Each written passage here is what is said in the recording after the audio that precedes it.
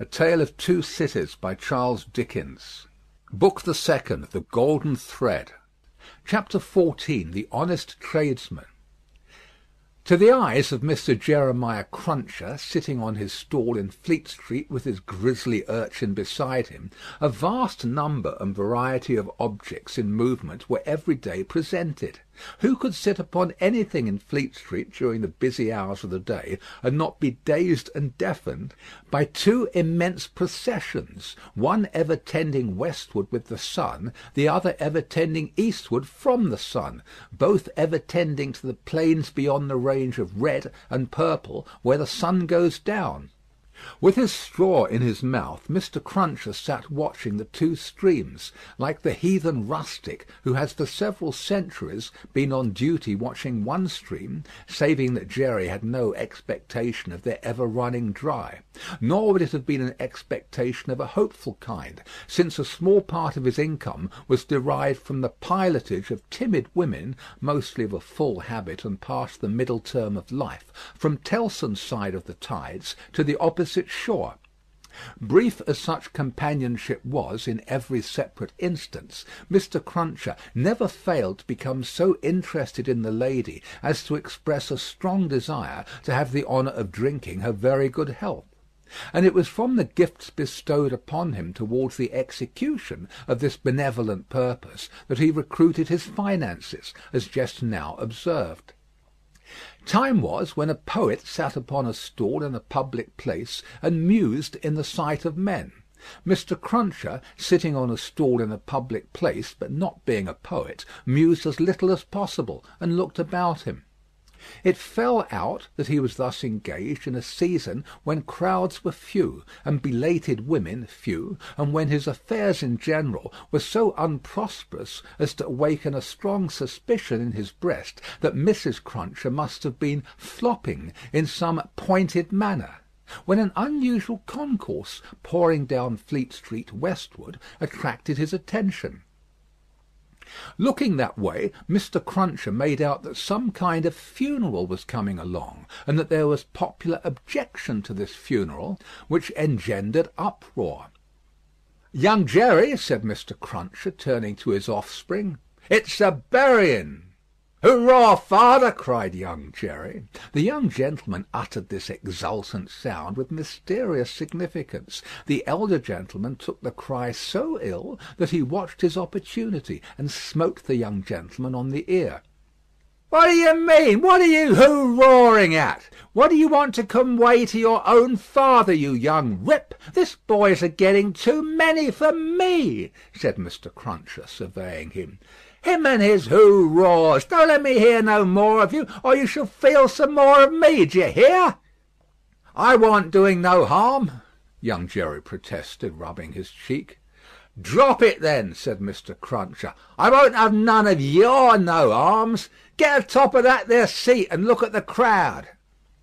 His son obeyed, and the crowd approached. They were bawling and hissing round a dingy hearse and dingy mourning coach, in which mourning coach there was only one mourner, dressed in the dingy trappings that were considered essential to the dignity of the position. The position appeared by no means to please him, however, with an increasing rabble surrounding the coach, deriding him, making grimaces at him, and incessantly groaning and calling out, "Ya spies! Tst! Ya, ya, spies!" with many compliments too numerous and forcible to repeat. Funerals had at all times a remarkable attraction for Mr. Cruncher. He always pricked up his senses and became excited when a funeral passed Tellson's. Naturally, therefore, a funeral with this uncommon attendance excited him greatly, and he asked of the first man who ran against him, "What is it, brother? What's it about?" "I don't know," said the man. "Spies! Ya, ya, tst, spies!" He asked another man, "Who is it?"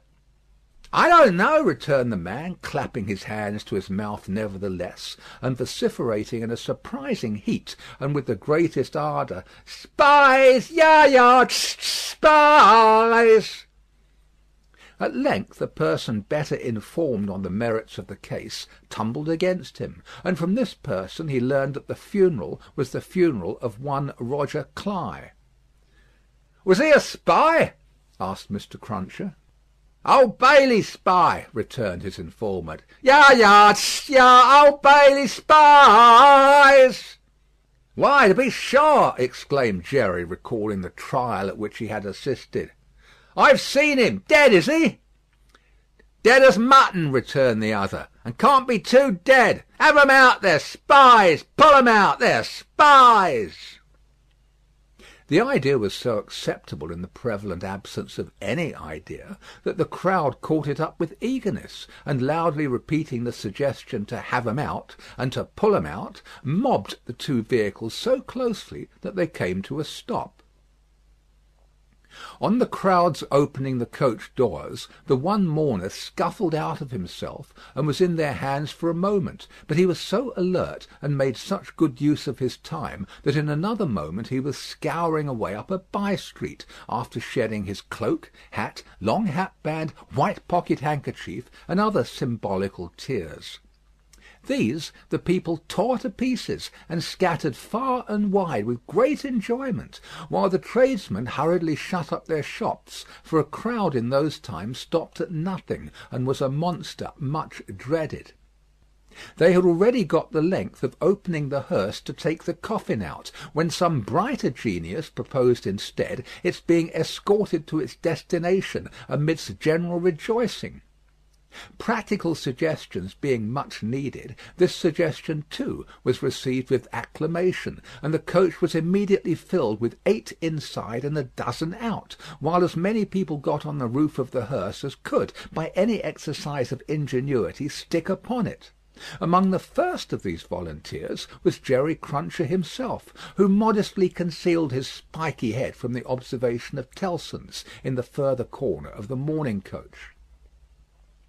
The officiating undertakers made some protest against these changes in the ceremonies; but, the river being alarmingly near, and several voices remarking on the efficacy of cold immersion in bringing refractory members of the profession to reason, the protest was faint and brief.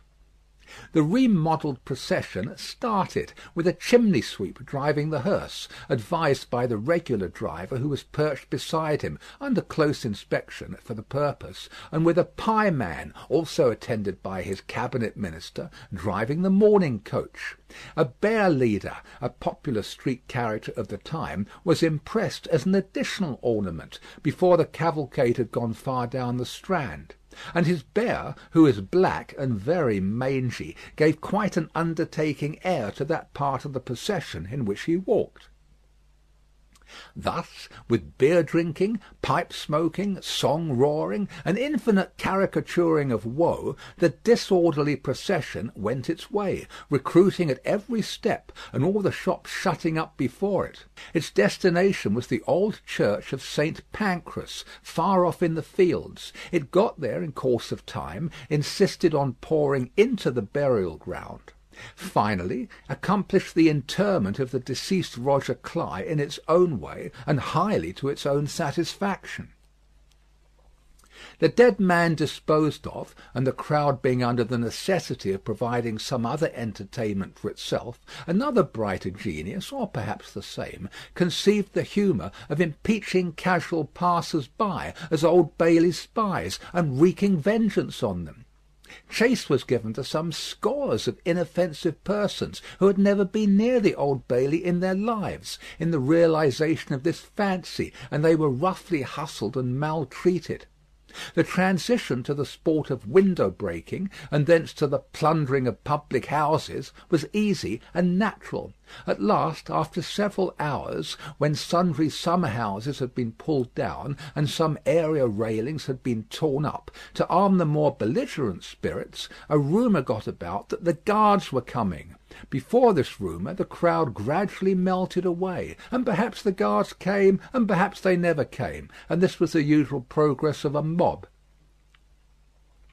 Mr. Cruncher did not assist at the closing sports, but had remained behind in the churchyard, to confer and condole with the undertakers. The place had a soothing influence on him. He procured a pipe from a neighbouring public house, and smoked it, looking in at the railings and maturely considering the spot. "Jerry," said Mr. Cruncher, apostrophising himself in his usual way, "you see that there Cly that day, and you see with your own eyes that he was a young un and a straight maiden." Having smoked his pipe out, and ruminated a little longer, he turned himself about, that he might appear, before the hour of closing, on his station at Tellson's. Whether his meditations on mortality had touched his liver, or whether his general health had been previously at all amiss, or whether he desired to show little attention to an eminent man, is not so much to the purpose as that he made a short call upon his medical adviser, a distinguished surgeon, on his way back. Young Jerry relieved his father with dutiful interest, and reported no job in his absence. The bank closed, the ancient clerks came out, the usual watch was set, and Mr. Cruncher and his son went home to tea. "Now, I tell you where it is," said Mr. Cruncher to his wife, on entering. "If, as an honest tradesman, me winters goes wrong to-night, I shall make sure that you've been praying again me, and I shall work you for it just the same as if I seen you do it." The dejected Mrs. Cruncher shook her head. "Why, you're at it afore my face," said Mr. Cruncher, with signs of angry apprehension. "I'm saying nothing." "Well, then, don't meditate nothing. You might as well flop as meditate. You may as well go again me one way as another. Drop it altogether." "Yes, Jerry." "Yes, Jerry," repeated Mr. Cruncher, sitting down to tea. "Ah, it is yes, Jerry. That's about it. You may say yes, Jerry." Mr. Cruncher had no particular meaning in these sulky corroborations, but made use of them, as people not unfrequently do, to express general ironical dissatisfaction. "You and your yes, Jerry," said Mr. Cruncher, taking a bite out of his bread and butter, and seeming to help it down with a large invisible oyster out of his saucer. "Ah, I think so. I believe you." "You're going out to-night?" asked his decent wife, when he took another bite. "Yes, I am." "May I go with you, father?" asked his son, briskly. "No, you mayn't. I'm a-going, as your mother knows, a-fishing. That's where I'm going to. Going a-fishing." "Your fishing rod get rather rusty, don't it, father?" "Never you mind." "Shall you bring any fish home, father?" "If I don't, you'll have short commons to-morrow," returned that gentleman, shaking his head. "That's questions enough for you. I ain't a-going out till you've been long a-bed." He devoted himself during the remainder of the evening to keeping a most vigilant watch on Mrs. Cruncher, and sullenly holding her in conversation, that she might be prevented from meditating any petitions to his disadvantage. With this view he urged his son to hold her in conversation also, and led the unfortunate woman a hard life by dwelling on any causes of complaint he could bring against her, rather than he would leave her for a moment to her own reflections. The devoutest person could have rendered no greater homage to the efficacy of an honest prayer than he did in this distrust of his wife. It was as if a professed unbeliever in ghosts should be frightened by a ghost story. "And mind you," said Mr. Cruncher, "no games to-morrow. If I, as an honest tradesman, succeed in providing a jint of meat or two, none of your not touching of it and sticking to bread. If I, as an honest tradesman, am able to provide a little beer, none of your declaring on water. When you go to Rome, do as Rome does. Rome will be an ugly customer to you if you don't. I'm your Rome, you know." Then he began grumbling again. "With your flying into the face of your own wittles and drink, I don't know how scarce you mayn't make the wittles and drink here by your flopping tricks and your unfeeling conduct. Look at your boy. He is yourn, ain't he? He's as thin as a lathe. Do you call yourself a mother and not know that a mother's first duty is to blow her boy out?" This touched young Jerry on a tender place, who adjured his mother to perform her first duty, and, whatever else she did or neglected, above all things to lay especial stress on the discharge of that maternal function so affectingly and delicately indicated by his other parent. Thus the evening wore away with the Cruncher family, until young Jerry was ordered to bed, and his mother, laid under similar injunctions, obeyed them.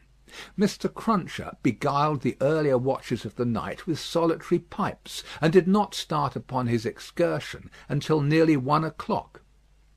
Towards that small and ghostly hour he rose up from his chair, took a key out of his pocket, opened a locked cupboard, and brought forth a sack, a crowbar of convenient size, a rope and chain, and other fishing tackle of that nature. Disposing these articles about him in skilful manner, he bestowed a parting defiance on Mrs. Cruncher, extinguished the light, and went out. Young Jerry, who had only made a feint of undressing when he went to bed, was not long after his father. Under cover of the darkness he followed out of the room, followed down the stairs, followed down the court, followed out into the streets. He was in no uneasiness concerning his getting into the house again, for it was full of lodgers, and the door stood ajar all night. Impelled by a laudable ambition to study the art and mystery of his father's honest calling, young Jerry, keeping as close to house fronts, walls, and doorways as his eyes were close to one another, held his honoured parent in view. The honoured parent, steering northward, had not gone far when he was joined by another disciple of Isaac Walton, and the two trudged on together. Within half an hour from the first starting, they were beyond the winking lamps, and the more than winking watchman, and were out upon a lonely road. Another fisherman was picked up here, and that so silently that if young Jerry had been superstitious, he might have supposed the second follower of the gentle craft to have, all of a sudden, split himself into two. The three went on, and young Jerry went on, until the three stopped under a bank overhanging the road. Upon the top of the bank was a low brick wall, surmounted by an iron railing. In the shadow of bank and wall the three turned out of the road, and up a blind lane, of which the wall, there risen to some 8 or 10 feet high, formed one side. Crouching down in a corner, peeping up the lane, the next object that young Jerry saw was the form of his honoured parent, pretty well defined against a watery and clouded moon, nimbly scaling an iron gate. He was soon over, and then the second fisherman got over, and then the third. They all dropped softly on the ground within the gate, and lay there a little, listening perhaps. Then they moved away on their hands and knees. It was now young Jerry's turn to approach the gate, which he did, holding his breath. Crouching down again in a corner there, and looking in, he made out the three fishermen creeping through some rank grass, and all the gravestones in the churchyard. It was a large churchyard that they were in, looking on like ghosts in white, while the church tower itself looked on like the ghost of a monstrous giant. They did not creep far before they stopped and stood upright, and then they began to fish. They fished with a spade at first. Presently the honoured parent appeared to be adjusting some instrument like a great corkscrew. Whatever tools they worked with, they worked hard, until the awful striking of the church clock so terrified young Jerry that he made off, with his hair as stiff as his father's. But his long-cherished desire to know more about these matters not only stopped him in his running away, but lured him back again. They were still fishing perseveringly when he peeped in at the gate for a second time. But now they seemed to have got a bite. There was a screwing and complaining sound down below, and their bent figures were strained as if by a weight. By slow degrees the weight broke away the earth upon it, and came to the surface. Young Jerry very well knew what it would be, but when he saw it, and saw his honoured parent about to wrench it open, he was so frightened, being new to the sight, that he made off again, and never stopped until he had run a mile or more. He would not have stopped then for anything less necessary than breath, it being a spectral sort of race that he ran, and one highly desirable to get to the end of. He had a strong idea that the coffin he had seen was running after him, and pictured as hopping on behind him bolt upright upon its narrow end, always at the point of overtaking him and hopping on at his side, perhaps taking his arm. It was a pursuer to shun. It was an inconsistent and ubiquitous fiend too, for, while it was making the whole night behind him dreadful, he darted out into the roadway to avoid dark alleys, fearful of it coming hopping out of them, like a dropsical boy's kite without tail and wings. It hid in doorways too, rubbing its horrible shoulders against doors, and drawing them up to its ears, as if it were laughing. It got into shadows on the road, and lay cunningly on its back to trip him up. All this time it was incessantly hopping on behind, and gaining on him, so that when the boy got to his own door, he had reason for being half dead, and even then it would not leave him, but followed him upstairs with a bump on every stair, scrambled into bed with him, and bumped down dead and heavy on his breast when he fell asleep. From his oppressed slumber, young Jerry in his closet was awakened after daybreak and before sunrise by the presence of his father in the family room. Something had gone wrong with him, at least so young Jerry inferred, from the circumstance of his holding Mrs. Cruncher by the ears and knocking the back of her head against the headboard of the bed. "I told you I would," said Mr. Cruncher. "And I did." "Jerry, Jerry, Jerry," his wife implored. "You oppose yourself to the profit of the business," said Jerry, "and me and my partners suffer. You was to honour and obey. Why the devil don't you?" "I try to be a good wife, Jerry," the poor woman protested with tears. "Is it being a good wife to oppose your husband's business? Is it honouring your husband to dishonour his business? Is it obeying your husband to disobey him on the vital subject of his business?" "You hadn't taken to the dreadful business then, Jerry." "It's enough for you," retorted Mr. Cruncher, "to be the wife of an honest tradesman, and not to occupy your female mind with calculations when he took to his trade or when he didn't. An honouring and obeying wife would let his trade alone altogether. Call yourself a religious woman? If you're a religious woman, give me an irreligious one. You will have no more natural sense of duty than the bed of this here Thames River has of a pile, and similarly it must be knocked into you." The altercation was conducted in a low tone of voice, and terminated in the honest tradesman kicking off his clay-soiled boots and lying down at his length on the floor. After taking a timid peep at him lying on his back, with his rusty hands under his head for a pillow, his son lay down too, and fell asleep again. There was no fish for breakfast, and not much of anything else. Mr. Cruncher was out of spirits and out of temper, and kept an iron pot-lid by him as a projectile for the correction of Mrs. Cruncher, in case he should observe any symptoms of her saying grace. He was brushed and washed at the usual hour, and set off with his son to pursue his ostensible calling. Young Jerry, walking with the stool under his arm at his father's side along sunny and crowded Fleet Street, was a very different young Jerry from him of the previous night, running home through darkness and solitude from his grim pursuer. His cunning was fresh with the day, and his qualms were gone with the night, in which particulars it is not improbable that he had compeers in Fleet Street and the City of London that fine morning. "Father," said young Jerry, as they walked along, taking care to keep at arm's length and to have the stall well between them, "what's a resurrection man?" Mr. Cruncher came to a stop on the pavement before he answered, "How should I know?"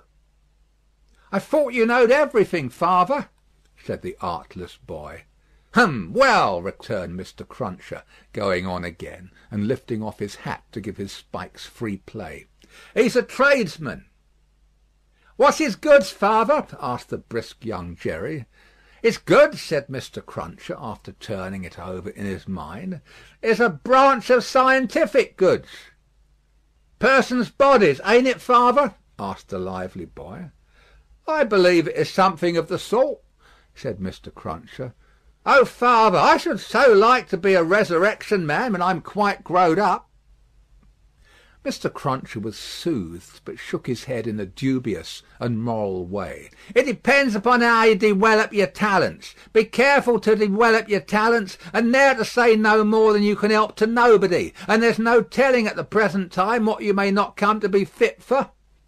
As young Jerry, thus encouraged, went on a few yards in advance, to plant the stall in the shadow of the bar, Mr. Cruncher added to himself, "Jerry, you honest tradesman, there's hope what that boy will yet be a blessing to you, and a recompense to you for his mother." End of Book 2, Chapter 14. A Tale of Two Cities by Charles Dickens. Book the Second, The Golden Thread. Chapter 15. Knitting. There had been earlier drinking than usual in the wine shop of Monsieur Defarge. As early as 6 o'clock in the morning, sallow faces peeping through its barred windows had descried other faces within, bending over measures of wine. Monsieur Defarge sold a very thin wine at the best of times, but it would seem to have been an unusually thin wine that he sold at this time. A sour wine, moreover, or a souring, for its influence on the mood of those who drank it was to make them gloomy. No vivacious bacchanalian flame leaped out of the pressed grape of Monsieur Defarge, but a smouldering fire that burnt in the dark lay hidden in the dregs of it. This had been the third morning in succession on which there had been early drinking at the wine shop of Monsieur Defarge. It had begun on Monday, and here was Wednesday come. There had been more of early brooding than drinking, for many men had listened and whispered and slunk about there from the time of the opening of the door, who could not have laid a piece of money on the counter to save their souls.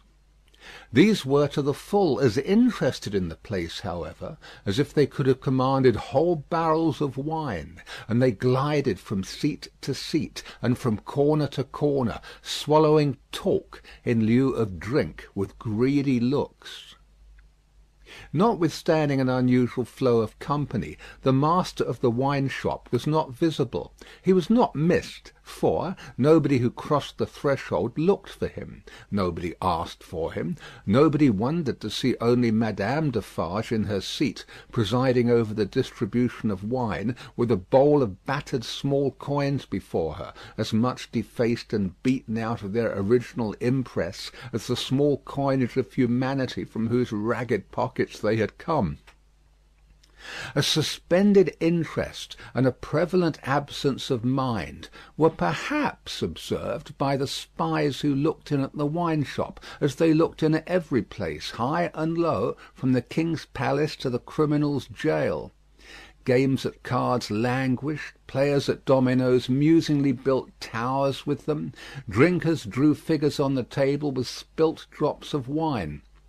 Madame Defarge herself picked out the pattern on her sleeve with her toothpick, and saw and heard something inaudible and invisible a long way off.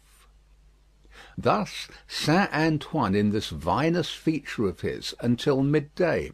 It was high noontide when two dusty men passed through his streets and under his swinging lamps, of whom one was Monsieur Defarge, the other a mender of roads in a blue cap. All adust and athirst, the two entered the wine shop. Their arrival had lighted a kind of fire in the breast of Saint Antoine, fast spreading as they came along, which stirred and flickered in flames of faces at most doors and windows.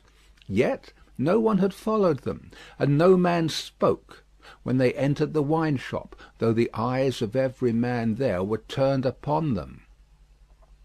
"Good day, gentlemen," said Monsieur Defarge.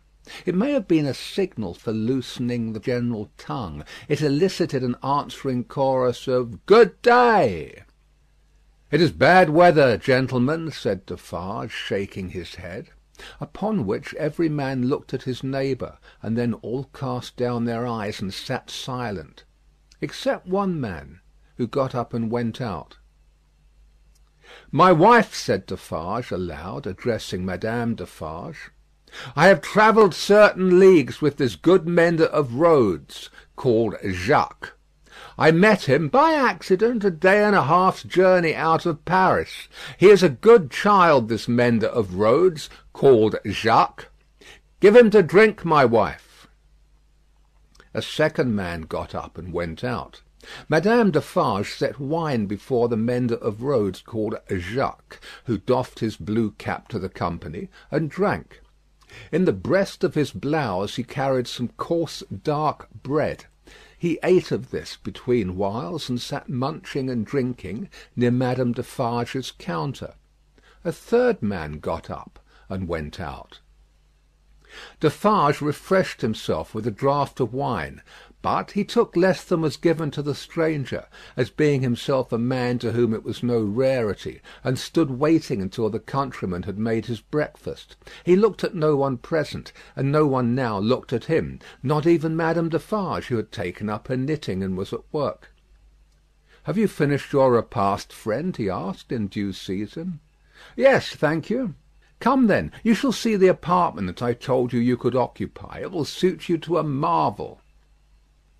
Out of the wine shop into the street, out of the street into a courtyard, out of the courtyard up a steep staircase, out of the staircase into a garret, formerly the garret where a white-haired man sat on a low bench, stooping forward and very busy, making shoes.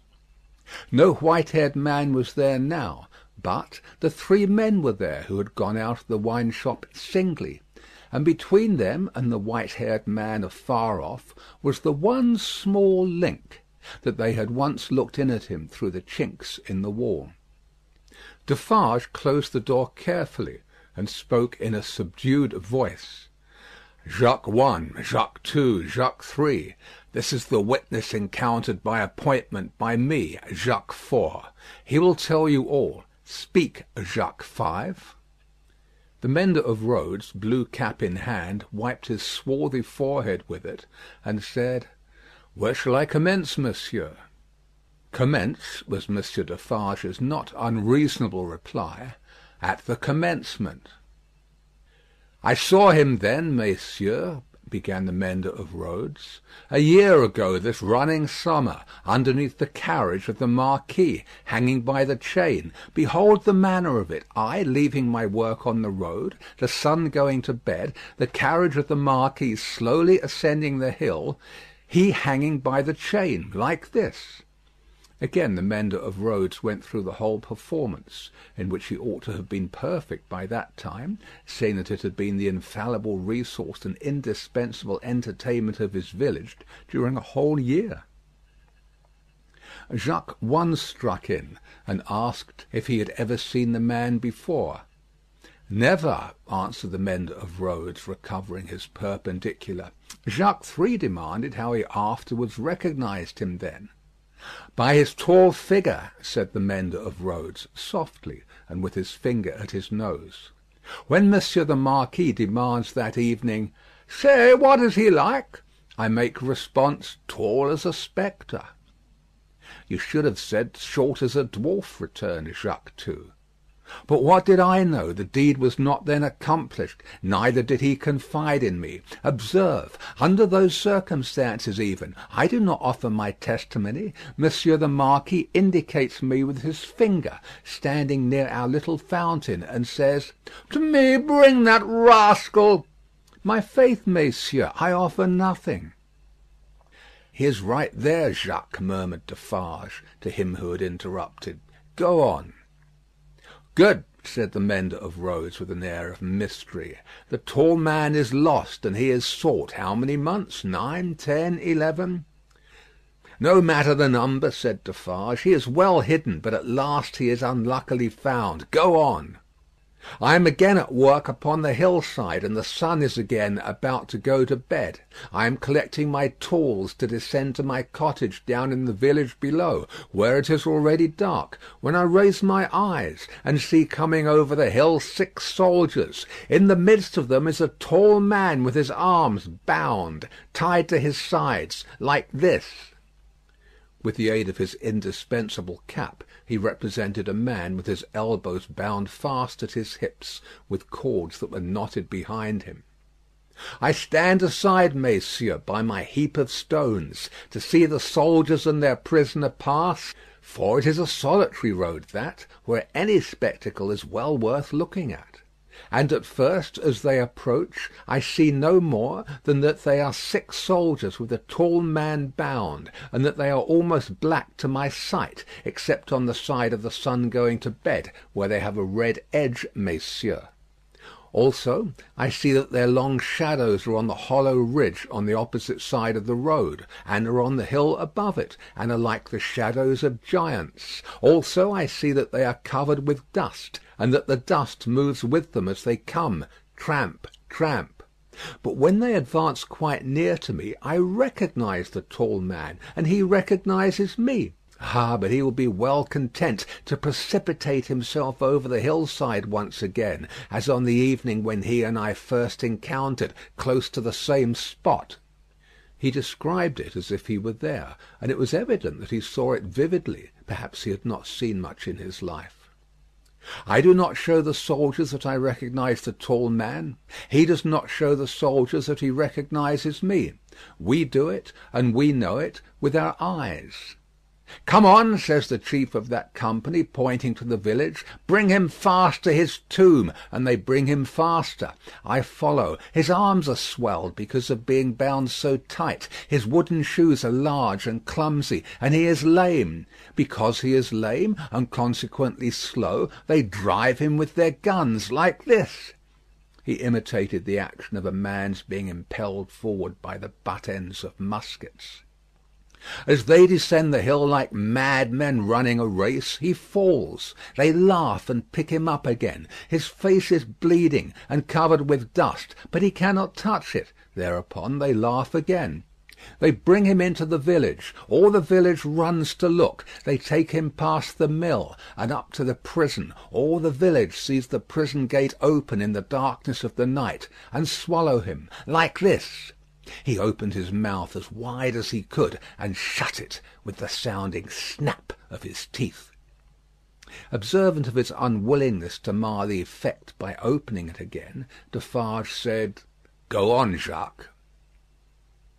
"All the village," pursued the mender of roads on tiptoe, and in a low voice, "withdraws. All the village whispers by the fountain. All the village sleeps. All the village dreams of that unhappy one within the locks and bars of the prison on the crag, and never to come out of it except to perish. In the morning, with my tools upon my shoulder, eating my morsel of black bread as I go, I make a circuit by the prison on my way to my work. There I see him, high up behind the bars of a lofty iron cage, bloody and dusty as last night, looking through. He has no hand free to wave to me. I dare not call to him. He regards me like a dead man." Defarge and the three glanced darkly at one another. The looks of all of them were dark, repressed, and revengeful, as they listened to the countryman's story. The manner of all of them, while it was secret, was authoritative too.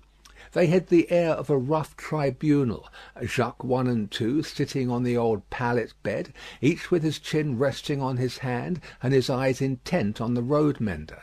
Jacques 3 equally intent, on one knee behind them, with his agitated hand always gliding over the network of fine nerves about his mouth and nose. Defarge standing between them and the narrator, whom he had stationed in the light of the window, by turns looking from him to them, and from them to him. "Go on, Jacques," said Defarge. "He remains up there in his iron cage some days. The village looks at him by stealth, for it is afraid. But it always looks up from a distance, at the prison on the crag, and in the evening, when the work of the day is achieved, and it assembles to gossip at the fountain, all faces are turned towards the prison. Formerly they were turned towards the posting house. Now they are turned towards the prison. They whisper at the fountain that although condemned to death he will not be executed. They say that petitions have been presented in Paris, showing that he was enraged and made mad by the death of his child. They say that a petition has been presented to the king himself. What do I know? It is possible. Perhaps yes, perhaps no." Listen then, Jacques, number one of that name sternly interposed. Know that a petition was presented to the king and queen. All here, yourself excepted, saw the king take it in his carriage in the street, sitting beside the queen. It is Defarge who you see here, who, at the hazard of his life, darted out before the horses with the petition in his hand. And once again listen, Jacques, said the kneeling number three, his fingers ever wandering over and over those fine nerves, with a strikingly greedy air, as if he hungered for something that was neither food nor drink. The guard, horse and foot, surrounded the petitioner and struck him blows. You hear? I hear, messieurs. Go on then, said Defarge. Again, on the other hand, they whisper at the fountain, resumed the countryman, that he is brought down into our country to be executed on the spot, and that he will very certainly be executed. They even whisper that because he has slain Monseigneur, and because Monseigneur is the father of his tenants, serfs, what you will, he will be executed as a parricide. One old man says at the fountain that his right hand, armed with the knife, will be burnt off before his face, that into wounds which will be made in his arms, his breast, and his legs, there will be poured boiling oil, melted lead, hot resin, wax, and sulphur. Finally, that he will be torn limb from limb by 4 strong horses. That old man says, all this was actually done to a prisoner who made an attempt on the life of the late king, Louis XV. But how do I know if he lies? I am not a scholar. Listen once again then, Jacques, said the man with the restless hand and the craving air. The name of that prisoner was Damiens, and it was all done in open day, in the open streets of this city of Paris, and nothing was more noticed in the vast concourse that saw it done than the crowd of ladies of quality and fashion, who were full of eager attention to the last, Jacques, prolonged until nightfall, when he had lost 2 legs and an arm, and still breathed. And it was done. Why, how old are you? 35, said the mender of roads, who looked 60. It was done when you were more than 10 years old. You might have seen it. Enough, said Defarge, with grim impatience. Long live the devil. Go on. Well, some whisper this, some whisper that. They speak of nothing else. Even the fountain appears to fall to that tune. At length, on Sunday night, when all the village is asleep, come soldiers, winding down from the prison, and their guns ring on the stones of the little street. Workmen dig, workmen hammer, soldiers laugh and sing. In the morning, by the fountain, there is raised a gallows 40 feet high, poisoning the water. The mender of roads looked through rather than at the low ceiling, and pointed as if he saw the gallows somewhere in the sky. All work is stopped, all assembled there. Nobody leads the cows out, the cows are there with the rest. At midday, the roll of drums. Soldiers have marched into the prison in the night, and he is in the midst of many soldiers. He is bound as before, and in his mouth there is a gag, tied so, with a tight string, making him look almost as if he laughed. He suggested it by creasing his face with his 2 thumbs from the corners of his mouth to his ears. On the top of the gallows is fixed the knife, blade upwards with its point in the air. He is hanged there 40 feet high, and is left hanging, poisoning the water. They looked at one another as he used his blue cap to wipe his face, on which the perspiration had started afresh while he recalled the spectacle. It is frightful, messieurs. How can the women and the children draw water? Who can gossip of an evening under that shadow? Under it, have I said. When I left the village Monday evening as the sun was going to bed, and looked back from the hill, the shadow struck across the church, across the mill, across the prison, seemed to strike across the earth, messieurs, to where the sky rests upon it. The hungry man gnawed one of his fingers as he looked at the other 3, and his finger quivered with the craving that was on him. "That's all, messieurs. I left at sunset, as I had been warned to do, and I walked on, that night and half next day, until I met, as I was warned I should, this comrade. With him I came on, now riding and now walking, through the rest of yesterday and through last night, and here you see me." After a gloomy silence, the first Jacques said, "Good. You have acted and recounted faithfully. Will you wait for us a little, outside the door?" "Very willingly," said the mender of roads, whom Defarge escorted to the top of the stairs, and, leaving seated there, returned.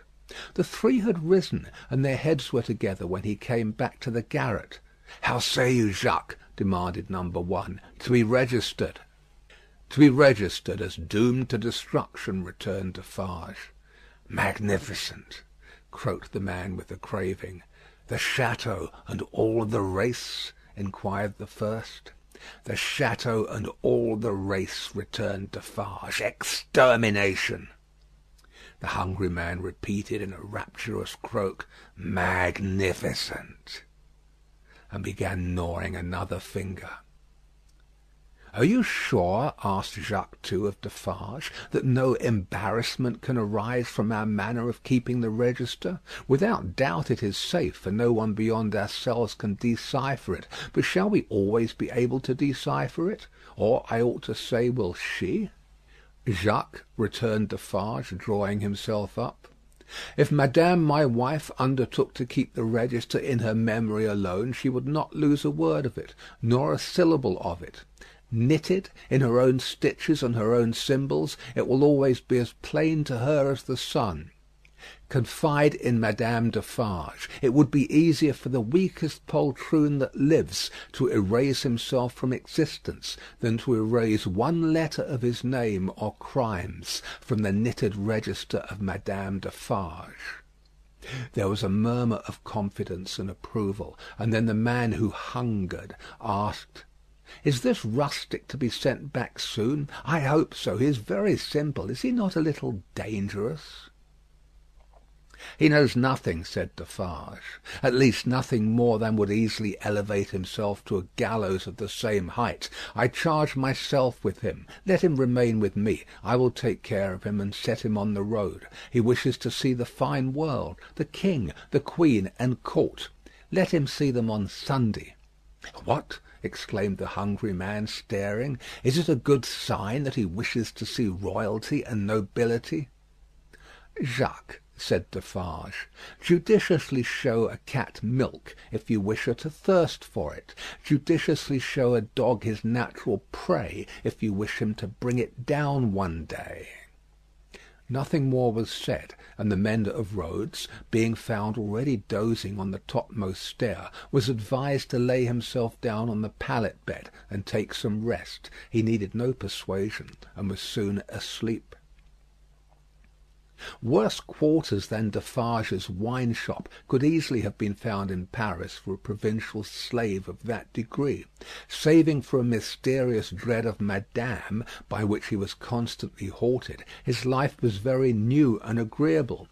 But Madame sat all day at her counter, so expressly unconscious of him, and so particularly determined not to perceive that his being there had any connection with anything below the surface, that he shook in his wooden shoes whenever his eye lighted on her. For he contended with himself that it was impossible to foresee what that lady might pretend next, and he felt assured that if she should take it into her brightly ornamented head to pretend that she had seen him do a murder, and afterwards flay the victim, she would infallibly go through with it until the play was played out.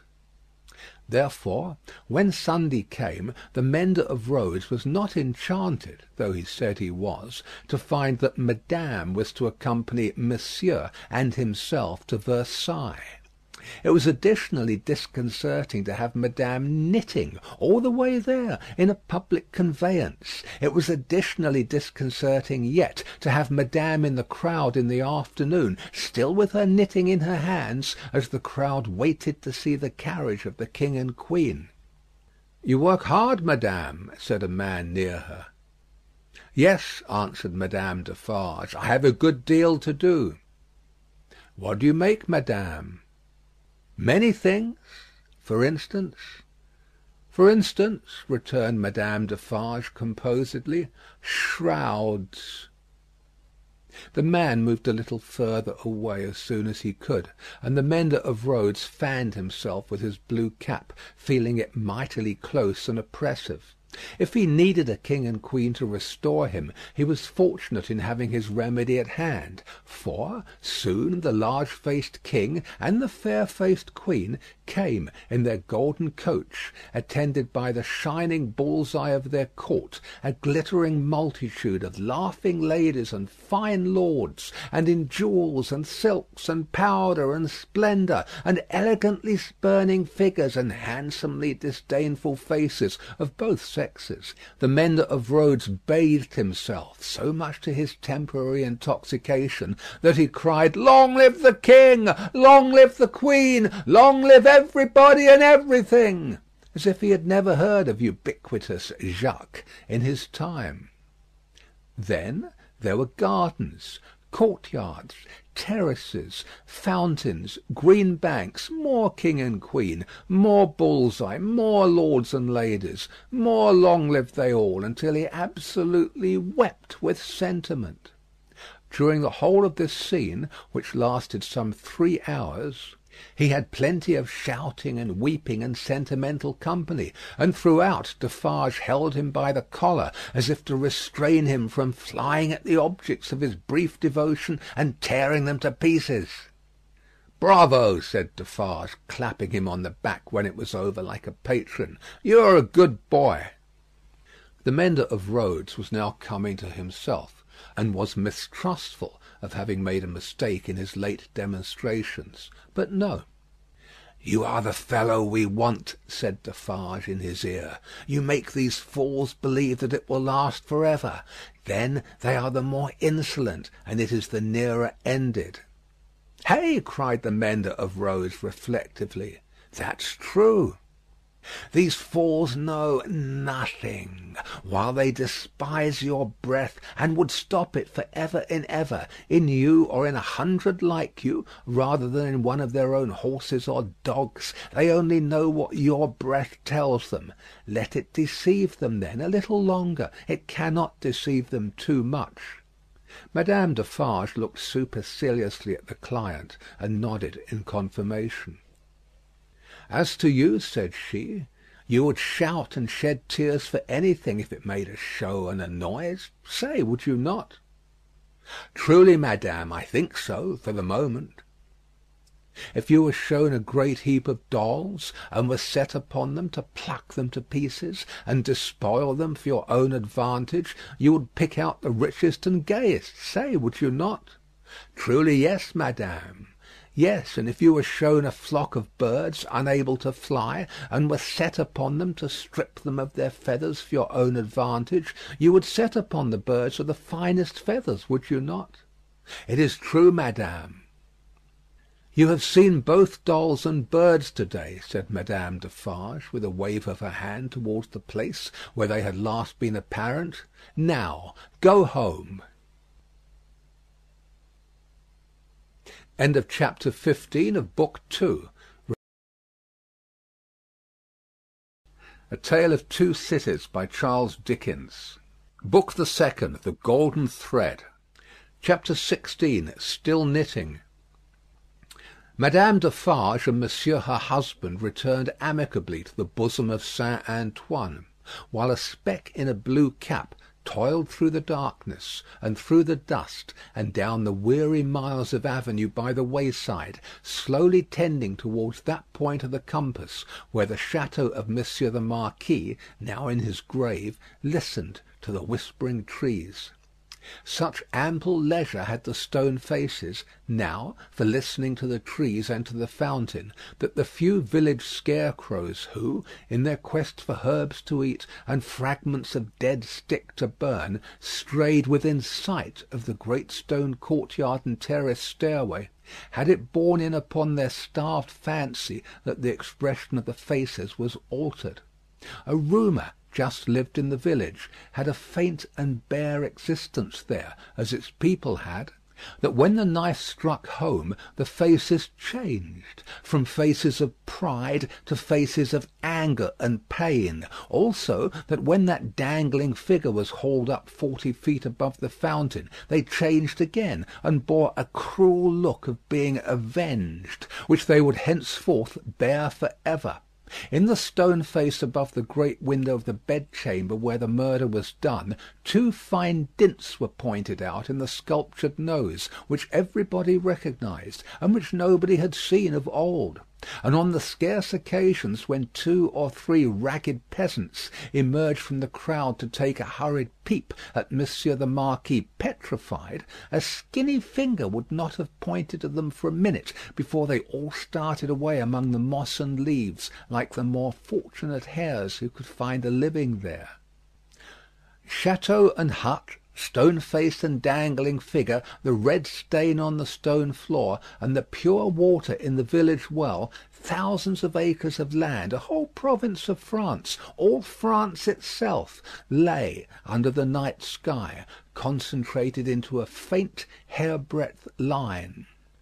So does a whole world, with all its greatnesses and littlenesses, lie in a twinkling star; and as mere human knowledge can split a ray of light and analyse the manner of its composition, so sublimer intelligences may read in the feeble shining of this earth of ours every thought and act, every vice and virtue of every responsible creature on it.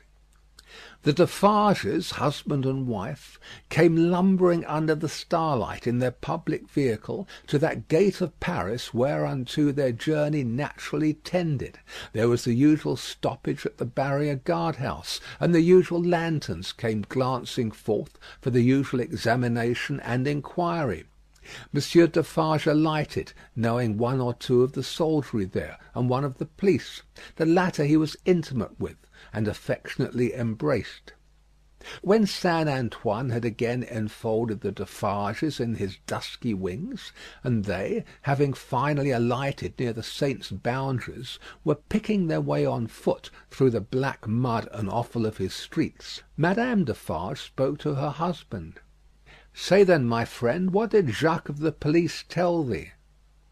"Very little to-night, but all he knows. There is another spy commissioned for our quarter."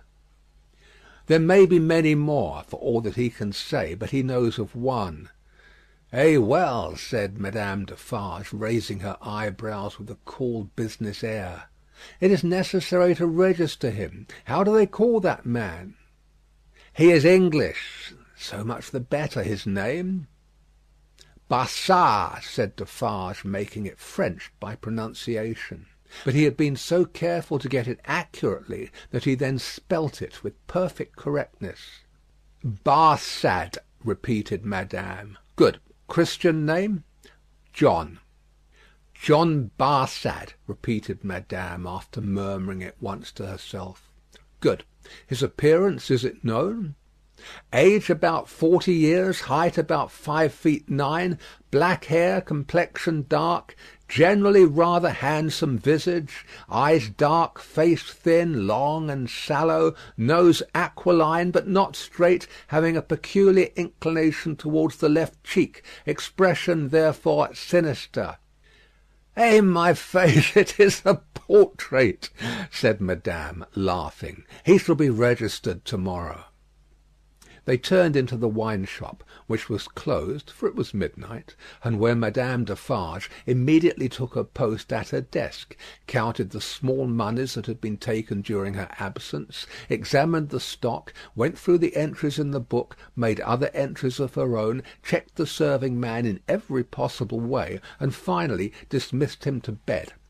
Then she turned out the contents of the bowl of money for the second time, and began knotting them up in her handkerchief in a chain of separate knots for safe keeping through the night. All this while Defarge, with his pipe in his mouth, walked up and down, complacently admiring but never interfering; in which condition, indeed, as to the business and his domestic affairs, he walked up and down through life. The night was hot, and the shop, close, shut, and surrounded by so foul a neighbourhood, was ill-smelling. Monsieur Defarge's olfactory sense was by no means delicate, but the stock of wine smelt much stronger than it ever tasted, and so did the stock of rum and brandy and aniseed. He whiffed the compound of scents anyway, as he put down his smoked-out pipe.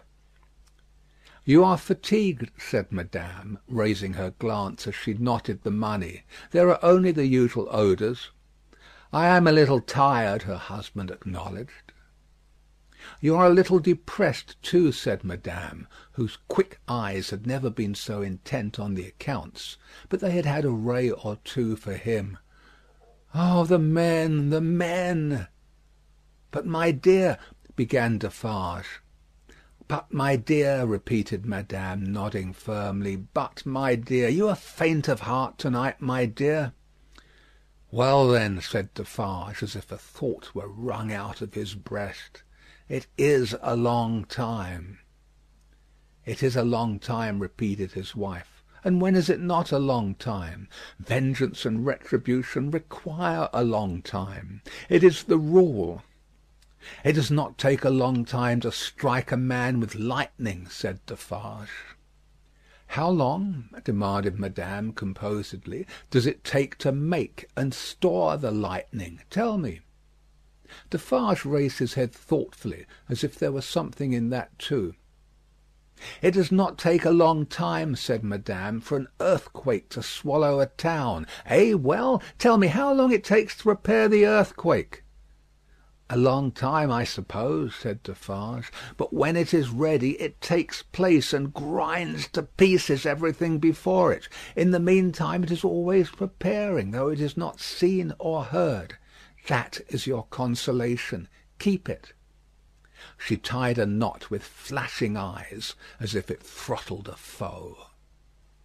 "I tell thee," said Madame, extending her right hand for emphasis, "that although it is a long time on the road, it is on the road and coming. I tell thee it never retreats and never stops. I tell thee it is always advancing. Look around and consider the lives of all the world that we know. Consider the faces of all the world that we know. Consider the rage and discontent to which the Jacquerie addresses itself with more and more of certainty every hour. Can such things last? Bah! I mock you." "My brave wife," returned Defarge, standing before her with his head a little bent and his hands clasped at his back, like a docile and attentive pupil before his catechist, "I do not question all this. But it has lasted a long time, and it is possible, you know well, my wife, it is possible that it may not come during our lives." "Eh, well, how then?" demanded Madame, tying another knot, as if there were another enemy strangled. "Well," said Defarge, with a half complaining and half apologetic shrug, "we shall not see the triumph."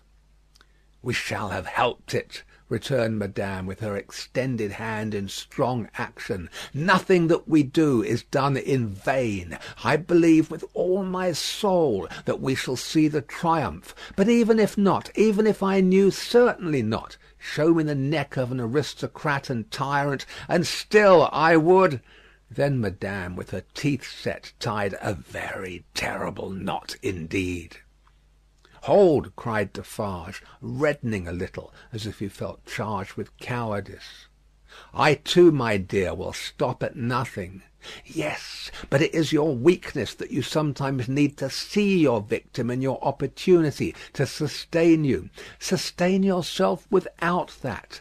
When the time comes, let loose the tiger and the devil, but wait for the time with the tiger and the devil chained, not shown, yet always ready." Madame enforced the conclusion of this piece of advice by striking her little counter with her chain of money, as if she knocked its brains out, and then gathering the heavy handkerchief under her arm in a serene manner, and observing that it was time to go to bed.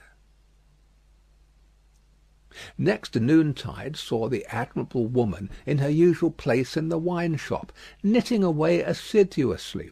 A rose lay beside her, and if she now and then glanced at the flower, it was with no infraction of her usual preoccupied air. There were a few customers, drinking or not drinking, standing or seated, sprinkled about. The day was very hot, and heaps of flies, who were extending their inquisitive and adventurous perquisitions into all the glutinous little glasses near Madame, fell dead at the bottom. Their decease made no impression on the other flies out promenading, who looked at them in the coolest manner, as if they themselves were elephants or something as far removed, until they met the same fate.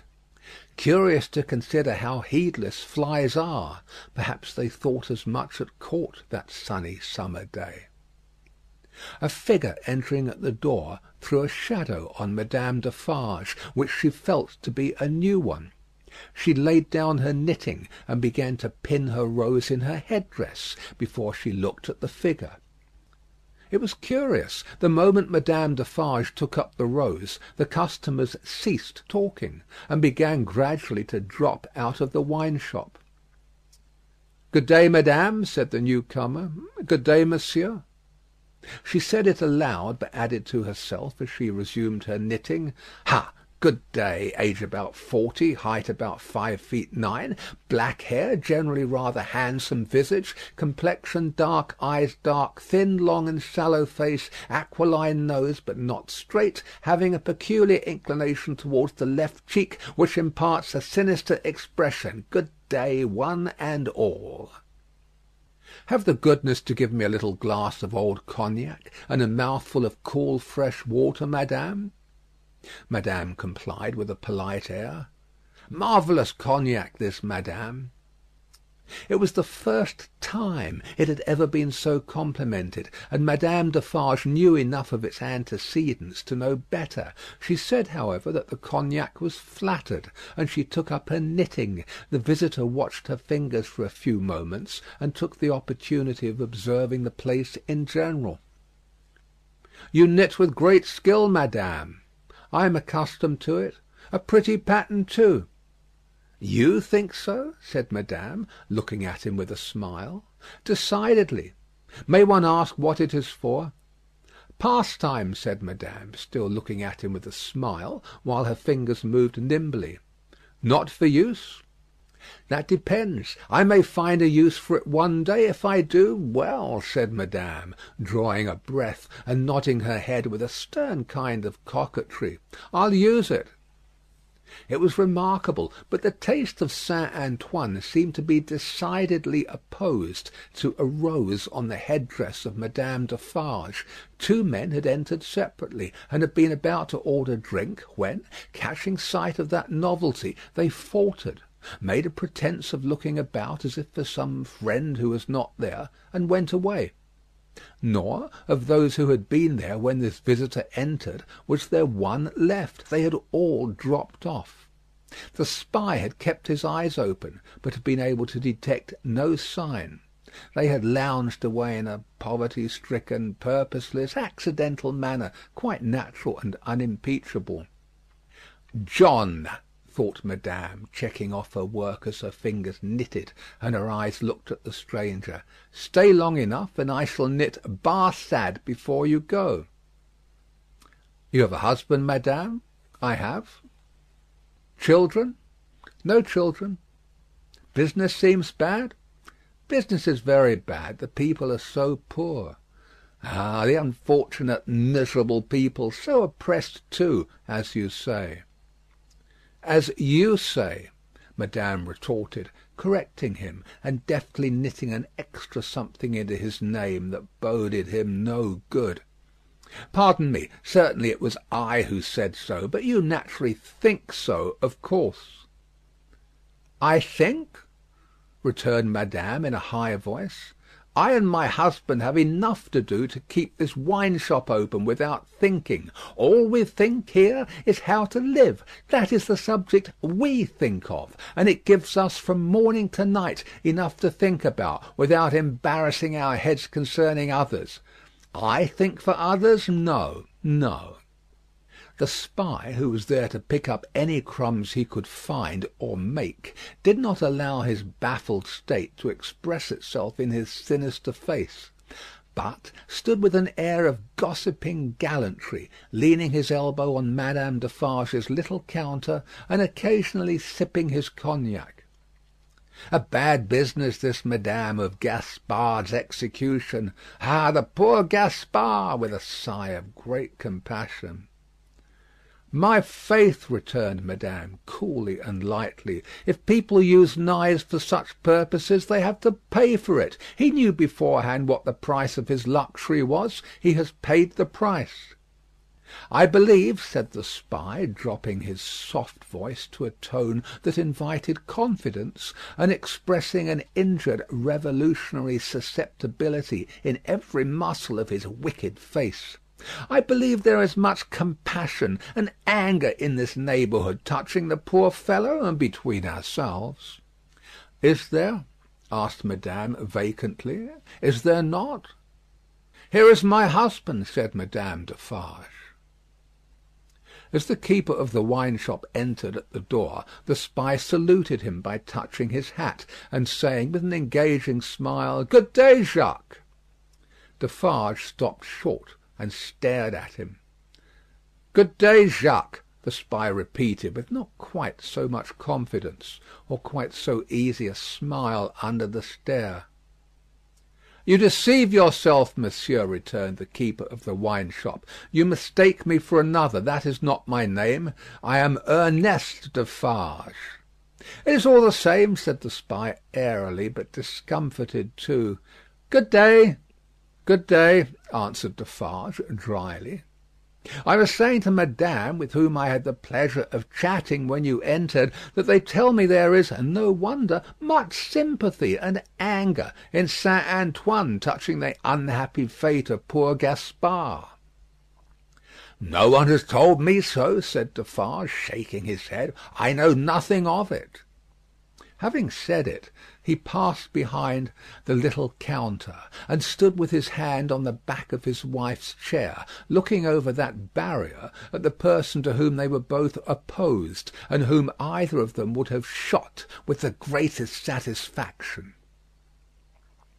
The spy, well used to his business, did not change his unconscious attitude, but drained his little glass of cognac, took a sip of fresh water, and asked for another glass of cognac. Madame Defarge poured it out for him, took to her knitting again, and hummed a little song over it. "You seem to know this quarter well, that is to say, better than I do," observed Defarge. "Not at all, but I hope to know it better. I am so profoundly interested in its miserable inhabitants." "Ha!" muttered Defarge. "The pleasure of conversing with you, Monsieur Defarge, recalls to me," pursued the spy, "that I have the honour of cherishing some interesting associations with your name." "Indeed," said Defarge, with much indifference. "Yes, indeed. When Doctor Manette was released, you, his old domestic, had the charge of him. I know. He was delivered to you. You see, I am informed of the circumstances."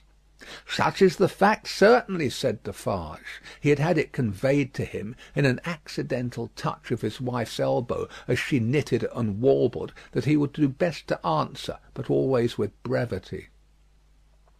"It was to you," said the spy, "that his daughter came, and it was from your care that his daughter took him, accompanied by a neat brown monsieur, how is he called, in a little wig lorry, of the Bank of Tellson and Company, over to England."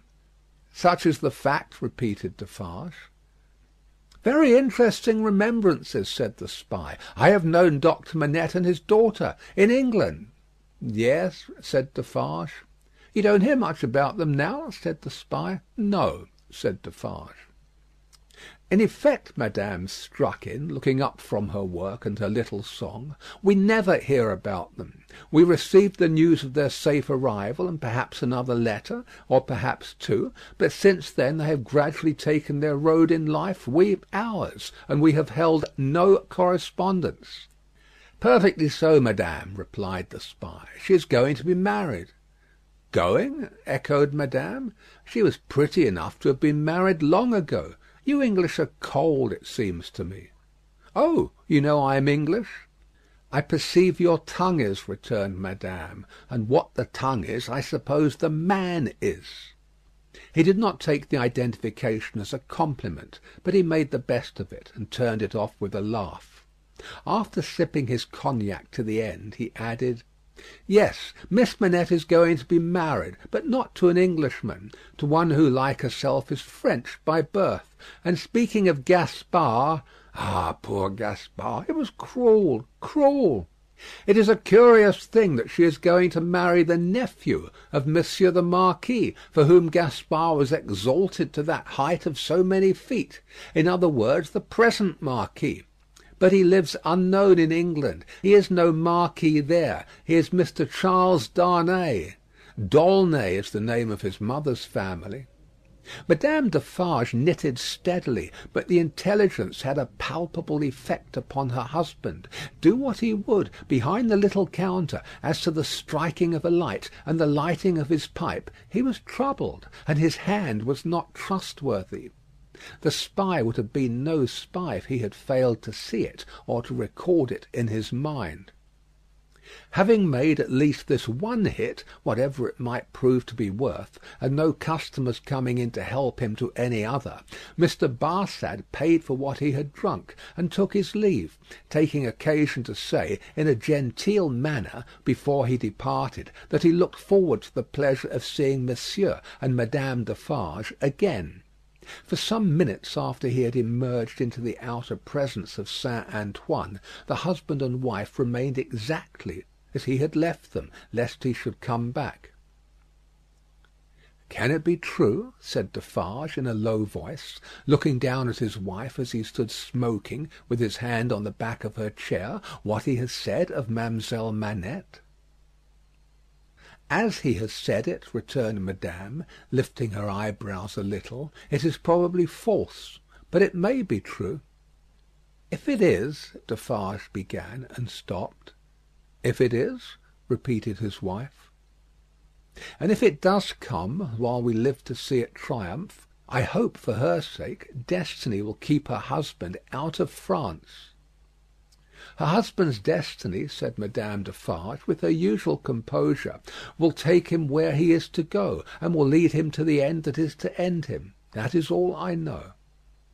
But it is very strange, now at least, is it not very strange?" said Defarge, rather pleading with his wife to induce her to admit it, "that, after all our sympathy for Monsieur her father and herself, her husband's name should be proscribed under your hand at this moment by the side of that infernal dog's who has just left us?" "Stranger things than that will happen when it does come," answered Madame. "I have them both here of a certainty, and they are both here for their merits. That is enough."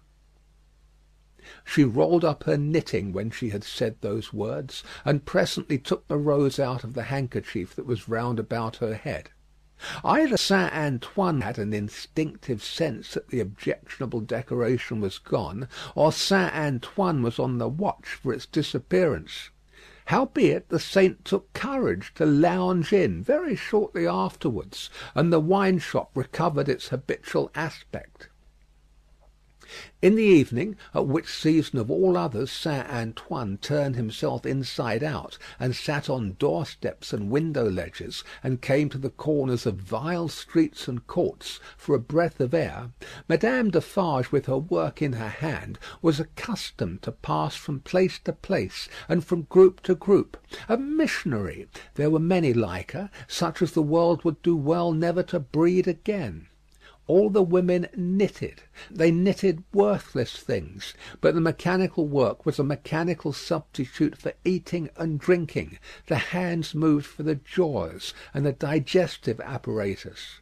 If the bony fingers had been still, the stomachs would have been more famine-pinched. But as the fingers went, the eyes went, and the thoughts; and as Madame Defarge moved on from group to group, all three went quicker and fiercer among every little knot of women that she had spoken with and left behind. Her husband smoked at his door, looking after her with admiration. "A great woman," said he, "a strong woman, a grand woman, a frightfully grand woman." Darkness closed around, and then came the ringing of church bells, and the distant beating of the military drums in the palace courtyard, as the women sat knitting, knitting. Darkness encompassed them. Another darkness was closing in as surely, when the church bells, then ringing pleasantly in many an airy steeple over France, should be melted into thundering cannon, when the military drums should be beating to drown a wretched voice, that night all potent as the voice of power and plenty, freedom and life. So much was closing in about the women who sat knitting, knitting, that they, their very selves, were closing in around a structure yet unbuilt, where they were to sit knitting, knitting, counting dropping heads. End of Book 2, Chapter 16. A Tale of Two Cities by Charles Dickens. Book the Second, The Golden Thread. Chapter 17. One Night. Never did the sun go down with a brighter glory on the quiet corner in Soho than one memorable evening, when the doctor and his daughter sat under the plane tree together. Never did the moon rise with a milder radiance over great London than on that night when it found them still seated under the tree and shone upon their faces through its leaves.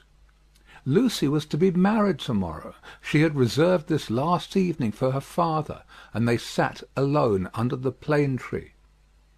"You are happy, dear father?" "Quite, my child." They had said little, though they had been there a long time. When it was yet light enough to work and read, she had neither engaged herself in her usual work, nor had she read to him. She had employed herself in both ways, at his side under the tree, many and many a time, but this time was not quite like any other, and nothing could make it so. "And I am very happy to-night, dear father. I am deeply happy in the love that heaven has so blessed, my love for Charles, and Charles' love for me.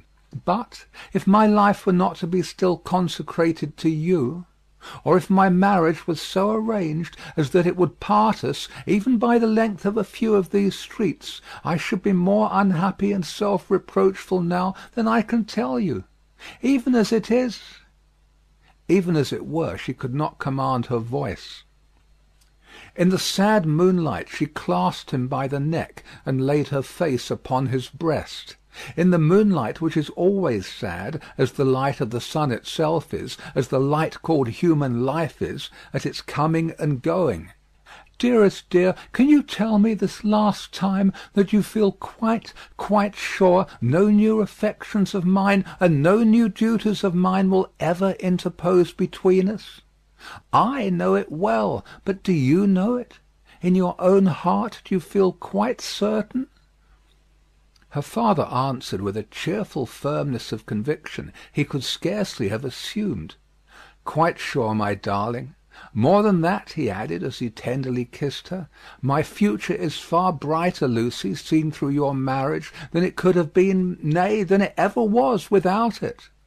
If I could hope that, my father—" "Believe it, love. Indeed it is so. Consider how natural and how plain it is, my dear, that it should be so. You, devoted and young, cannot fully appreciate the anxiety I have felt that your life should not be wasted."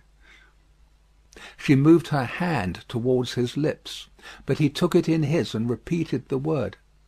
"Wasted, my child, should not be wasted, struck aside from the natural order of things, for my sake. Your unselfishness cannot entirely comprehend how much my mind has gone on this, but only ask yourself, how could my happiness be perfect while yours was incomplete? If I had never seen Charles, my father, I should have been quite happy with you." He smiled at her unconscious admission that she would have been unhappy without Charles, having seen him, and replied, "My child, you did see him, and it is Charles. If it had not been Charles, it would have been another; or if it had been no other, I should have been the cause, and then the dark part of my life would have cast its shadow beyond myself, and would have fallen on you." It was the first time, except at the trial, of her ever hearing him refer to the period of his suffering. It gave her a strange, a new sensation, while his words were in her ears, and she remembered it long afterwards. "See," said the doctor of Beauvais, raising his hand towards the moon, "I have looked at her from my prison window, when I could not bear her light. I have looked at her when it has been such torture to me to think of her shining upon what I had lost, that I have beaten my head against my prison walls. I have looked at her in a state so dun and lethargic that I have thought of nothing but the number of horizontal lines I could draw across her at the full, and the number of perpendicular lines with which I could intersect them." He added in his inward and pondering manner, as he looked at the moon, "It was 20 either way, I remember, and the 20th was difficult to squeeze in." The strange thrill with which she heard him go back to that time deepened as he dwelt upon it. But there was nothing to shock her in the manner of his reference. He only seemed to contrast his present cheerfulness and felicity with the dire endurance that was over. "I have looked at her, speculating thousands of times upon the unborn child from whom I had been rent, whether it was alive, whether it had been born alive, or the poor mother's shock had killed it, whether it was a son who would some day avenge his father. There was a time in my imprisonment when my desire for vengeance was unbearable. Whether it was a son who would never know his father's story, who might even live to weigh the possibility of his father's having disappeared of his own will and act. Whether it was a daughter who would grow to be a woman." She drew closer to him and kissed his cheek and his hand. "I have pictured my daughter to myself as perfectly forgetful of me, rather altogether ignorant of me and unconscious of me. I have cast up the years of her age, year after year. I have seen her married to a man who knew nothing of my fate. I have altogether perished from the remembrance of the living, and in the next generation my place was a blank. My father, even to hear that you had such thoughts of a daughter who never existed, strikes to my heart as if I had been that child." "You, Lucy? It is out of the consolation and restoration you have brought to me that these remembrances arise, and pass between us and the moon on this last night. What did I say just now?" "She knew nothing of you. She cared nothing for you." "So. But on other moonlight nights, when the sadness and the silence have touched me in a different way, have affected me with something as like a sorrowful sense of peace as any emotion that had pain for its foundations could, I have imagined her as coming to me in my cell, and leading me out into the freedom beyond the fortress. I have seen her image in the moonlight often, as I now see you, except that I never held her in my arms. It stood between the little grated window and the door. But you understand that that was not the child I am speaking of? The figure was not the image, the fancy? No, that was another thing. It stood before my disturbed sense of sight, but it never moved. The phantom that my mind pursued was another and more real child. Of her outward appearance I know no more than that she was like her mother. The other had that likeness too, as you have, but was not the same. Can you follow me, Lucy? Hardly, I think. I doubt you must have been a solitary prisoner to understand these perplexed distinctions. His collected and calm manner could not prevent her blood from running cold, as he thus tried to anatomize his old condition.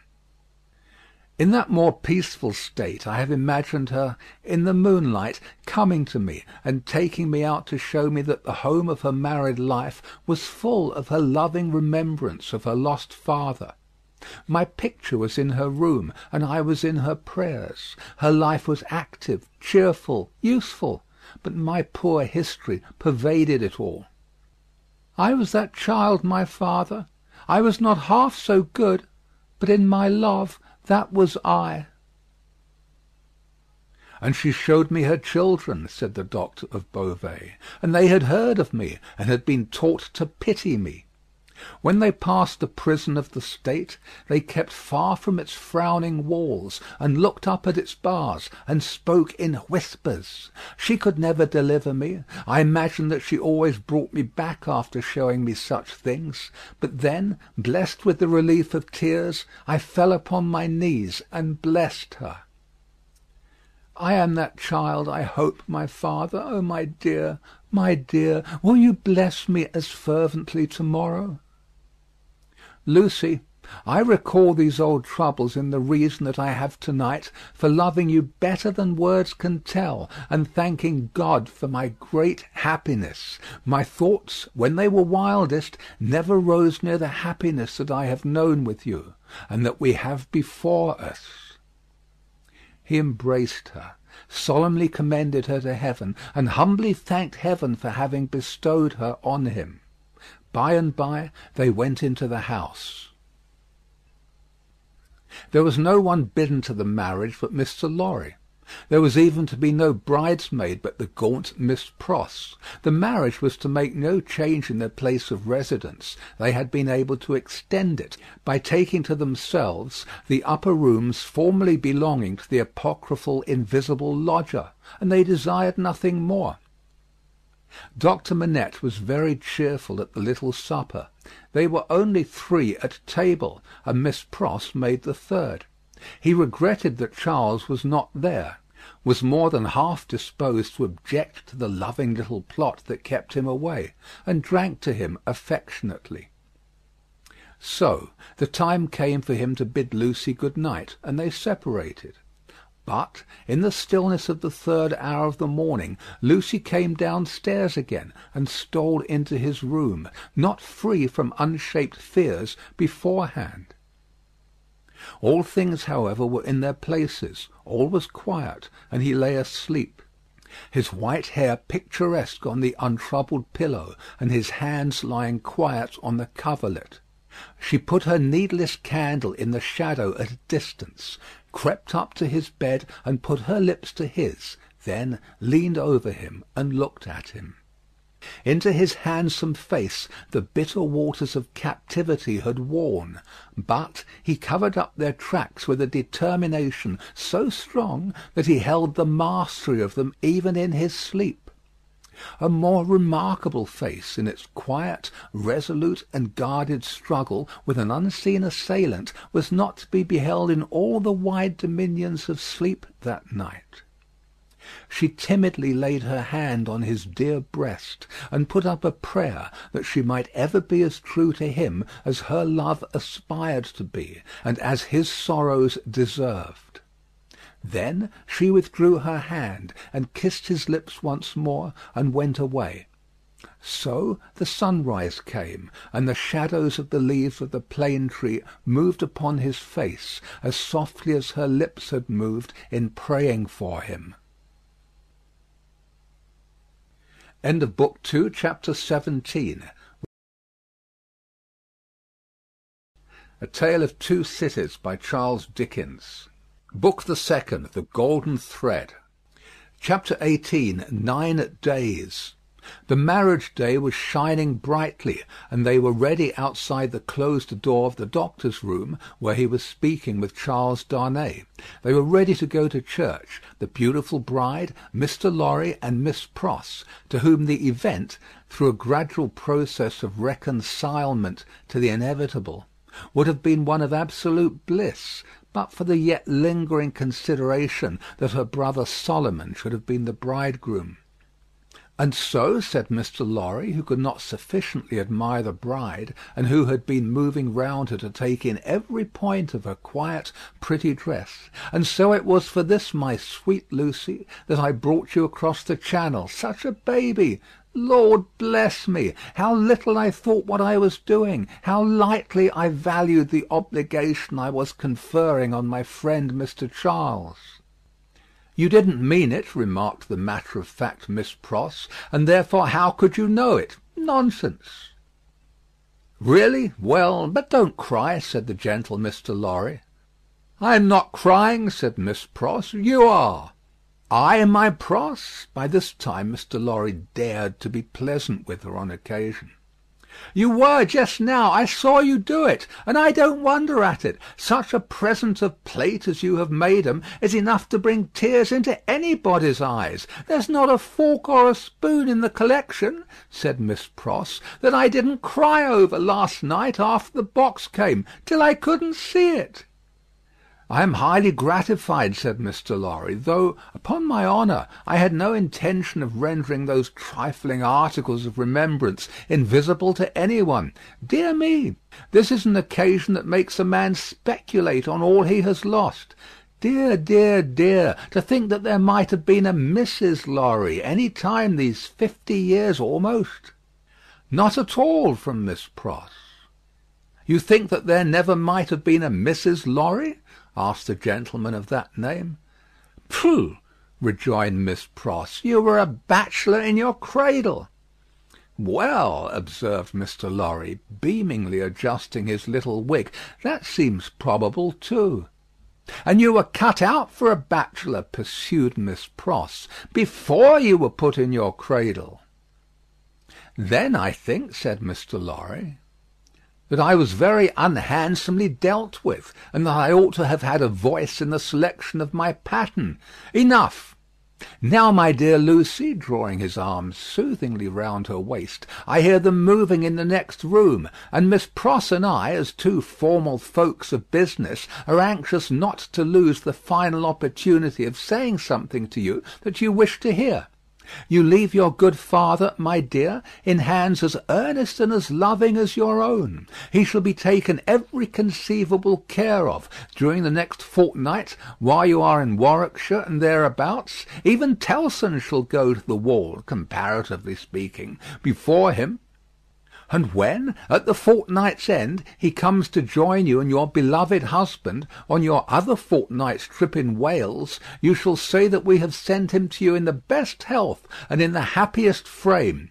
Now, I hear somebody's step coming to the door. Let me kiss my dear girl with an old-fashioned bachelor blessing before somebody comes to claim his own." For a moment he held the fair face from him, to look at the well-remembered expression on the forehead, and then laid the bright golden hair against his little brown wig with a genuine tenderness and delicacy which, if such things be old-fashioned, were as old as Adam.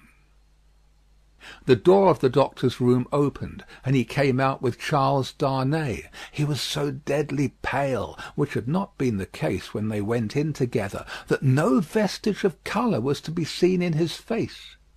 But in the composure of his manner he was unaltered, except that to the shrewd glance of Mr. Lorry it disclosed some shadowy indication that the old air of avoidance and dread had lately passed over him like a cold wind.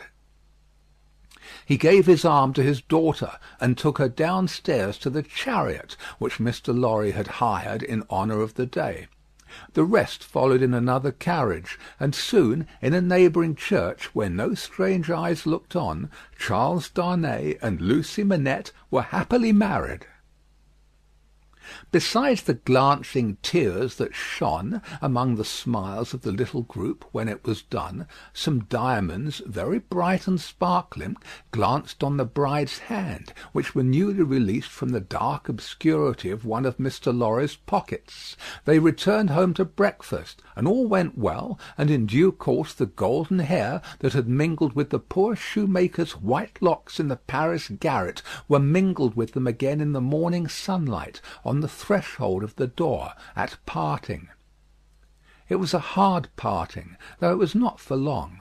But her father cheered her, and said at last, gently disengaging himself from her enfolding arms, "Take her, Charles, she is yours."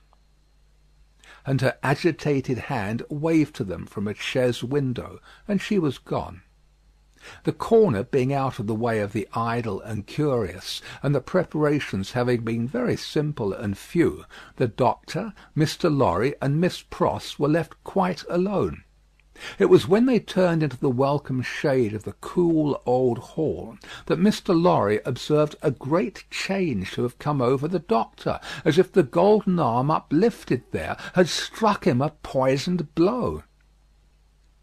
He had naturally repressed much, and some revulsion might have been expected in him when the occasion for repression was gone.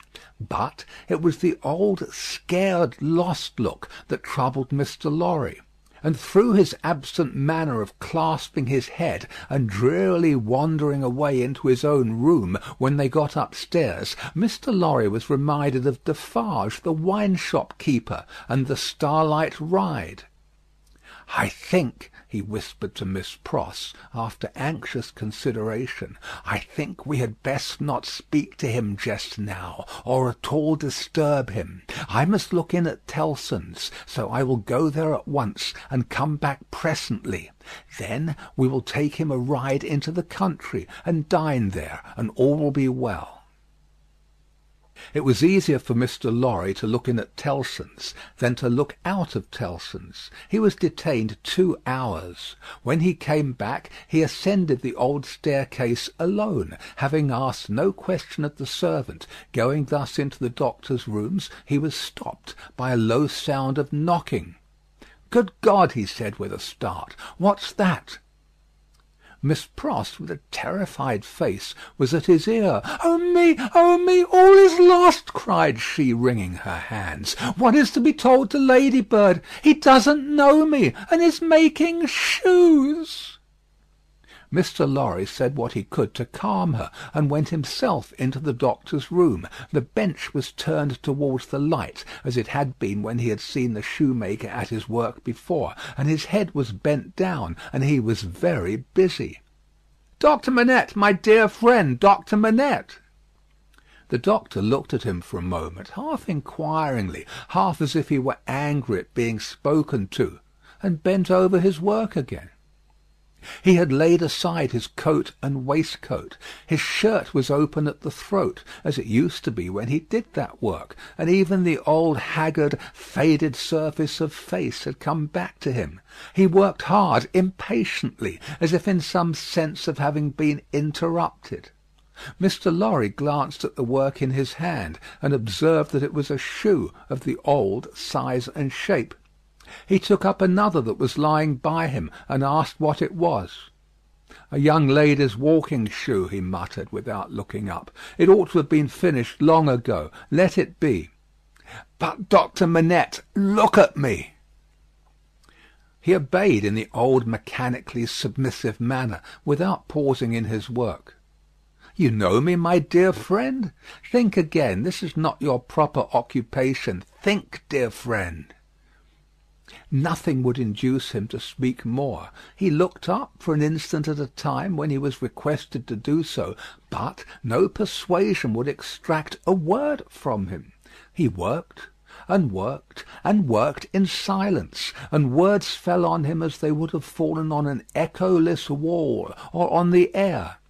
The only ray of hope that Mr. Lorry could discover was that he sometimes furtively looked up without being asked. In that there seemed a faint expression of curiosity or perplexity, as though he were trying to reconcile some doubts in his mind.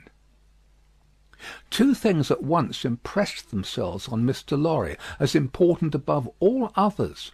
The first, that this must be kept secret from Lucy.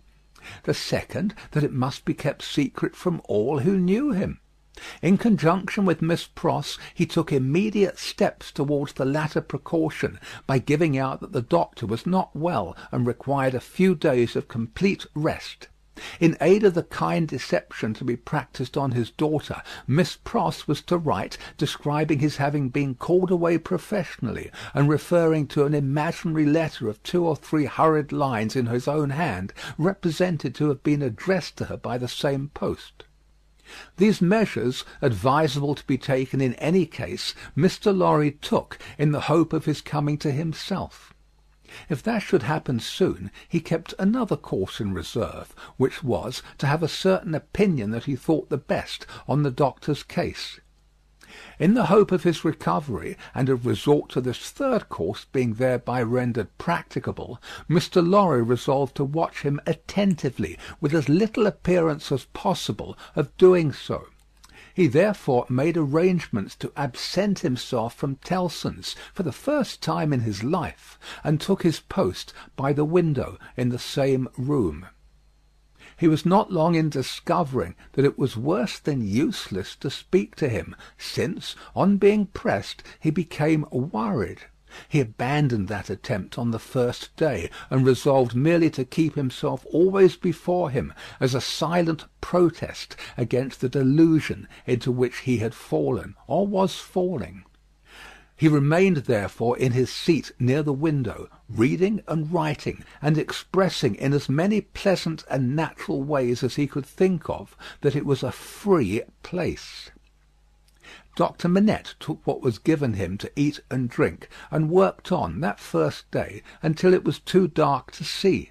Worked on half an hour after Mr. Lorry could not have seen for his life to read or write.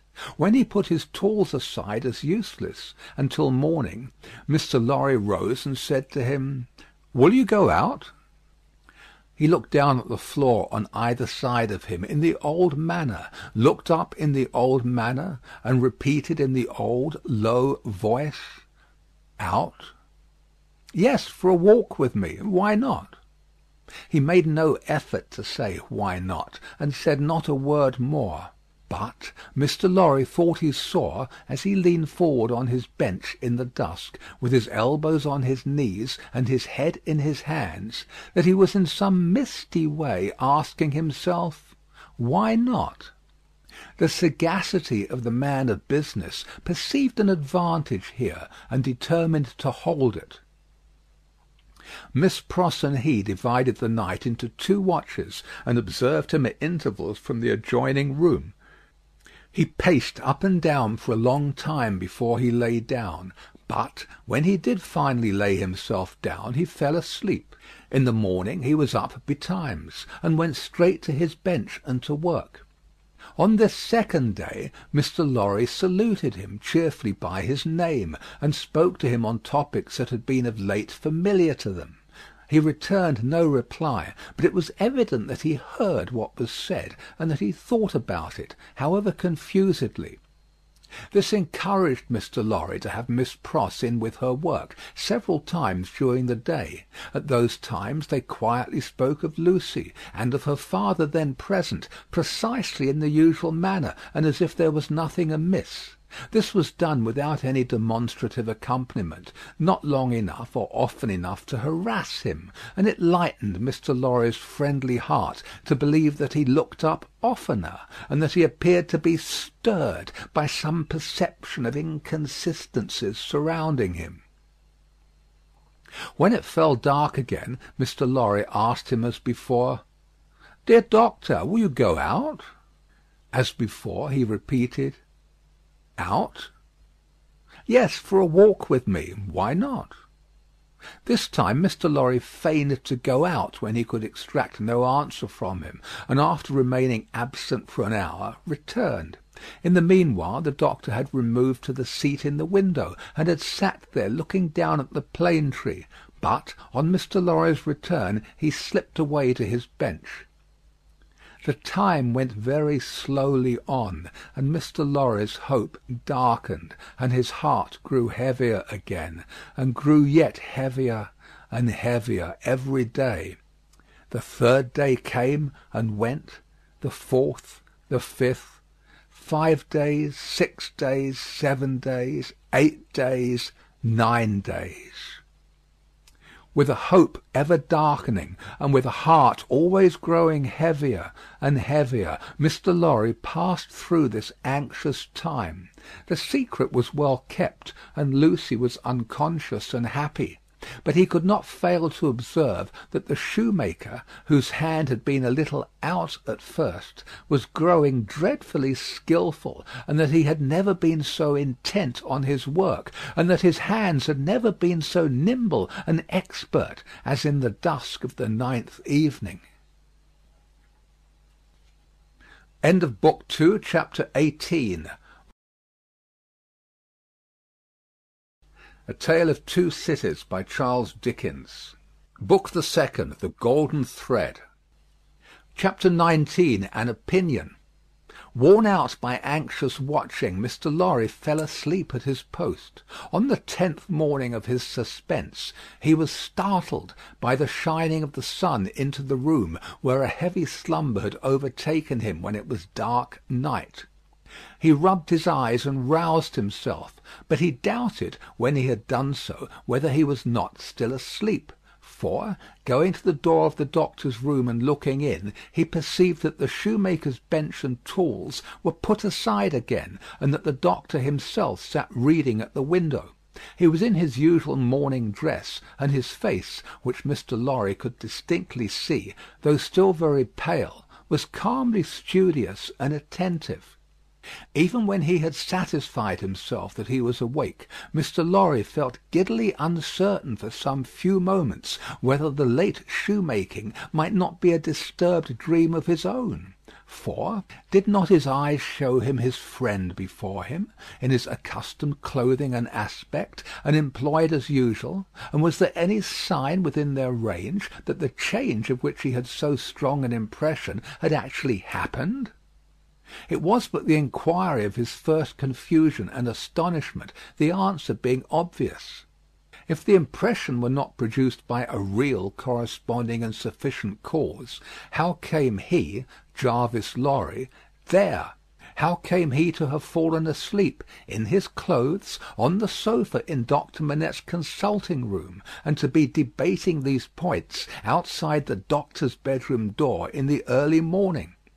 Within a few minutes Miss Pross stood whispering at his side. If he had had any particle of doubt left, her talk would of necessity have resolved it, but he was by that time clear-headed, and had none. He advised that they should let the time go by until the regular breakfast hour, and then they should meet the doctor, as if nothing unusual had occurred. If he appeared to be in his customary state of mind, Mr. Lorry would then cautiously proceed to seek direction and guidance from the opinion he had been, in his anxiety, so anxious to obtain. Miss Pross submitting herself to his judgment, the scheme was worked out with care. Having abundance of time for his usual methodical toilette, Mr. Lorry presented himself at the breakfast hour in his usual white linen, and with his usual neat leg. The doctor was summoned in the usual way, and came to breakfast. So far as it was possible to comprehend him without overstepping those delicate and gradual approaches which Mr. Lorry felt to be the only safe advance, he at first supposed that his daughter's marriage had taken place yesterday. An incidental allusion, purposely thrown out, to the day of the week and the day of the month, set him thinking and counting, and evidently made him uneasy. In all other respects, however, he was so composedly himself that Mr. Lorry determined to have the aid he sought, and that aid was his own. Therefore, when the breakfast was done and cleared away, and he and the doctor were left together, Mr. Lorry said feelingly, "My dear Manette, I am anxious to have your opinion, in confidence, on a very curious case in which I am deeply interested. That is to say, it is very curious to me, perhaps. To your better information it may be less so." Glancing at his hands, which were discoloured by his late work, the doctor looked troubled and listened attentively. He had already glanced at his hands more than once. "Doctor Manette," said Mr. Lorry, touching him affectionately on the arm, "the case is the case of a particularly dear friend of mine. Pray give your mind to it, and advise me well for his sake, and above all for his daughters, my dear Manette." "If I understand," said the doctor in a subdued tone, "some mental shock?" "Yes. Be explicit," said the doctor. "Spare no detail." Mr. Lorry saw that they understood one another, and proceeded. My dear Manette, it is the case of an old and a prolonged shock, of great acuteness and severity to the affections, the feelings, as you express it, the mind. It is the case of a shock under which the sufferer was borne down. One cannot say for how long, because I believe he cannot calculate the time himself, and there are no other means of getting at it. It is the case of a shock from which the sufferer recovered by a process that he cannot trace himself, as I once heard him publicly relate in a striking manner. It is the case of a shock from which he has recovered so completely as to be a highly intelligent man, capable of close application of mind and great exertion of body, and of constantly making fresh additions to his stock of knowledge, which was already very large. But unfortunately there has been—" he paused and took a deep breath—"a slight relapse." The doctor, in a low voice, asked, "Of how long duration?" 9 days and nights." "How did it show itself? I infer," glancing at his hands again, "in the resumption of some old pursuit connected with the shock?" "That is the fact." "Now, did you ever see him," asked the doctor, distinctly and collectedly, though in the same low voice, "engage in that pursuit originally?" "Once." "And when the relapse fell on him, was he in most respects, or in all respects, as he was then?" "I think in all respects." "You spoke of his daughter. Does his daughter know of the relapse?" "No. It has been kept from her, and I hope will always be kept from her. It is known only to myself, and to one other who may be trusted." The doctor grasped his hand and murmured, "That was very kind. That was very thoughtful." Mr. Lorry grasped his hand in return, and neither of the two spoke for a little while. "Now, my dear Manette," said Mr. Lorry at length, in his most considerate and most affectionate way, "I am a mere man of business, and unfit to cope with such intricate and difficult matters. I do not possess the kind of information necessary. I do not possess the kind of intelligence. I want guiding. There is no man in this world on whom I could rely for right guidance as on you. Tell me, how does this relapse come about? Is there danger of another? Could a repetition of it be prevented? How shall a repetition of it be treated? How does it come about at all? What can I do for my friend? No man ever can have been more desirous in his heart to serve a friend than I am to serve mine, if I knew how. But I don't know how to originate in such a case. If your sagacity, knowledge, and experience could put me on the right track, I might be able to do so much. Unenlightened and undirected, I can do so little. Pray discuss it with me. Pray enable me to see it a little more clearly, and teach me how to be a little more useful." Doctor Manette sat meditating after these earnest words were spoken, and Mr. Lorry did not press him. "I think it probable," said the doctor, breaking silence with an effort, "that the relapse you have described, my dear friend, was not quite unforeseen by its subject." "Was it dreaded by him?" Mr. Lorry ventured to ask. "Very much. He said it with an involuntary shudder." You have no idea how such an apprehension weighs on the sufferer's mind, and how difficult, how almost impossible, it is for him to force himself to utter a word upon the topic that oppresses him. "Would he," asked Mr. Lorry, "be sensibly relieved if he could prevail upon himself to impart that secret brooding to any one when it is on him?" "I think so. But it is, as I have told you, next to impossible. I even believe it, in some cases, to be quite impossible." "Now," said Mr. Lorry, gently laying his hand on the doctor's arm again, after a short silence on both sides, "to what would you refer this attack?" "I believe," returned Doctor Manette, that there had been a strong and extraordinary revival of the train of thought and remembrance that was the first cause of the malady. Some intense associations of a most distressing nature were vividly recalled, I think.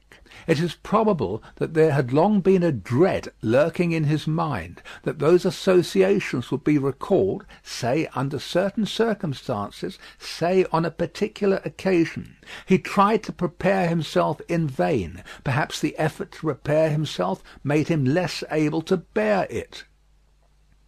Would he remember what took place in the relapse? Asked Mr. Lorry, with natural hesitation.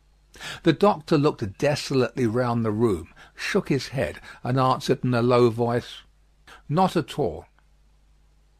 "Now, as to the future?" hinted Mr. Lorry. "As to the future," said the doctor, recovering firmness, "I should have great hope. As it pleased Heaven in its mercy to restore him so soon, I should have great hope. He, yielding under the pressure of a complicated something, long dreaded and long vaguely foreseen and contended against, and recovering after the cloud had burst and passed, I should hope that the worst was over." "Well, well, that's good comfort. I am thankful," said Mr. Lorry. "I am thankful," repeated the doctor, bending his head with reverence. "There are two other points," said Mr. Lorry, "on which I am anxious to be instructed. I may go on?" "You cannot do your friend a better service." The doctor gave him his hand. "To the first, then. He is of a studious habit, and unusually energetic. He applies himself with great ardour to the acquisition of professional knowledge, to the conducting of experiments, to many things. Now, does he do too much?" "I think not. It may be the character of his mind to be always in singular need of occupation.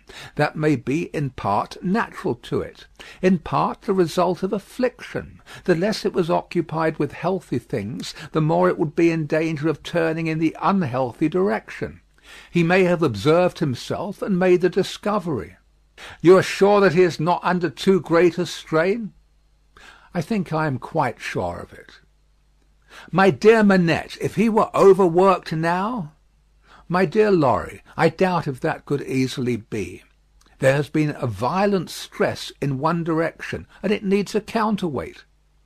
"Excuse me, as a persistent man of business, assuming for a moment that he was overworked, it would show itself in some renewal of this disorder?"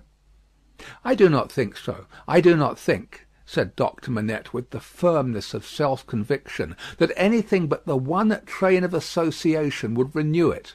I think that henceforth nothing but some extraordinary jarring of that cord could renew it. After what has happened, and after his recovery, I find it difficult to imagine any such violent sounding of that string again. I trust, and I almost believe, that the circumstances likely to renew it are exhausted." He spoke with the diffidence of a man who knew how slight a thing would overset the delicate organisation of the mind, and yet with the confidence of a man who had slowly won his assurance out of personal endurance and distress. It was not for his friend to abate that confidence. He professed himself more relieved and encouraged than he really was, and approached his second and last point. He felt it to be the most difficult of all, but, remembering his old Sunday morning conversation with Miss Pross, and remembering what he had seen in the last 9 days, he knew that he must face it. "The occupation resumed under the influence of this passing affliction, so happily recovered from," said Mr. Lorry, clearing his throat, "we will call blacksmith's work.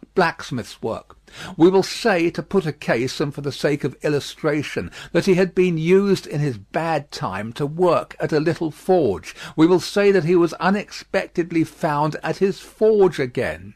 Is it not a pity that he should keep it by him?" The doctor shaded his forehead with his hand, and beat his foot nervously on the ground. "He has always kept it by him," said Mr. Lorry, with an anxious look at his friend. "Now, would it not be better that he should let it go?" Still the doctor, with shaded forehead, beat his foot nervously on the ground. "You do not find it easy to advise me?" said Mr. Lorry. "I quite understand it to be a nice question, and yet I think—" and there he shook his head and stopped. "You see," said Doctor Manette, turning to him after an uneasy pause, "it is very hard to explain consistently the innermost workings of this poor man's mind. He once yearned so frightfully for that occupation, and it was so welcome when it came. No doubt it relieved his pain so much by substituting the perplexity of the fingers for the perplexity of the brain, and by substituting, as he became more practised, the ingenuity of the hands for the ingenuity of the mental torture, that he has never been able to bear the thought of putting it quite out of his reach. Even now, when I believe he is more hopeful of himself than he has ever been, and even speaks of himself with a kind of confidence, the idea that he might need that old employment and not find it gives him a sudden sense of terror, like that which one may fancy strikes to the heart of a lost child." He looked like his illustration as he raised his eyes to Mr. Lorry's face. "But may not mind, I ask for information as a plodding man of business who only deals with such material objects as guineas, shillings, and banknotes. May not the retention of the thing involve the retention of the idea? If the thing were gone, my dear Manette, might not the fear go with it? In short, is it not a concession to the misgiving to keep the forge?" There was another silence. "You see, too," said the doctor, tremulously, "it is such an old companion." "I would not keep it," said Mr. Lorry, shaking his head, for he gained in firmness as he saw the doctor disquieted. "I would recommend him to sacrifice it. I only want your authority. I am sure it does no good. Come, give me your authority, like a dear, good man, for his daughter's sake, my dear Manette." Very strange to see what a struggle there was within him. "In her name, then, let it be done. I sanction it. But I would not take it away while he was present. Let it be removed when he is not there. Let him miss his old companion after an absence." Mr. Lorry readily engaged for that, and the conference was ended. They passed the day in the country, and the doctor was quite restored. On the 3 following days he remained perfectly well, and on the 14th day he went away to join Lucy and her husband. The precaution that had been taken to account for his silence, Mr. Lorry had previously explained to him, and he had written to Lucy in accordance with it, and she had no suspicions. On the night of the day on which he left the house, Mr. Lorry went into his room with a chopper, saw, chisel, and hammer, attended by Miss Pross carrying a light. There, with closed doors, and in a mysterious and guilty manner, Mr. Lorry hacked the shoemaker's bench to pieces, while Miss Pross held the candle as if she were assisting at a murder, for which, indeed, in her grimness, she was no unsuitable figure.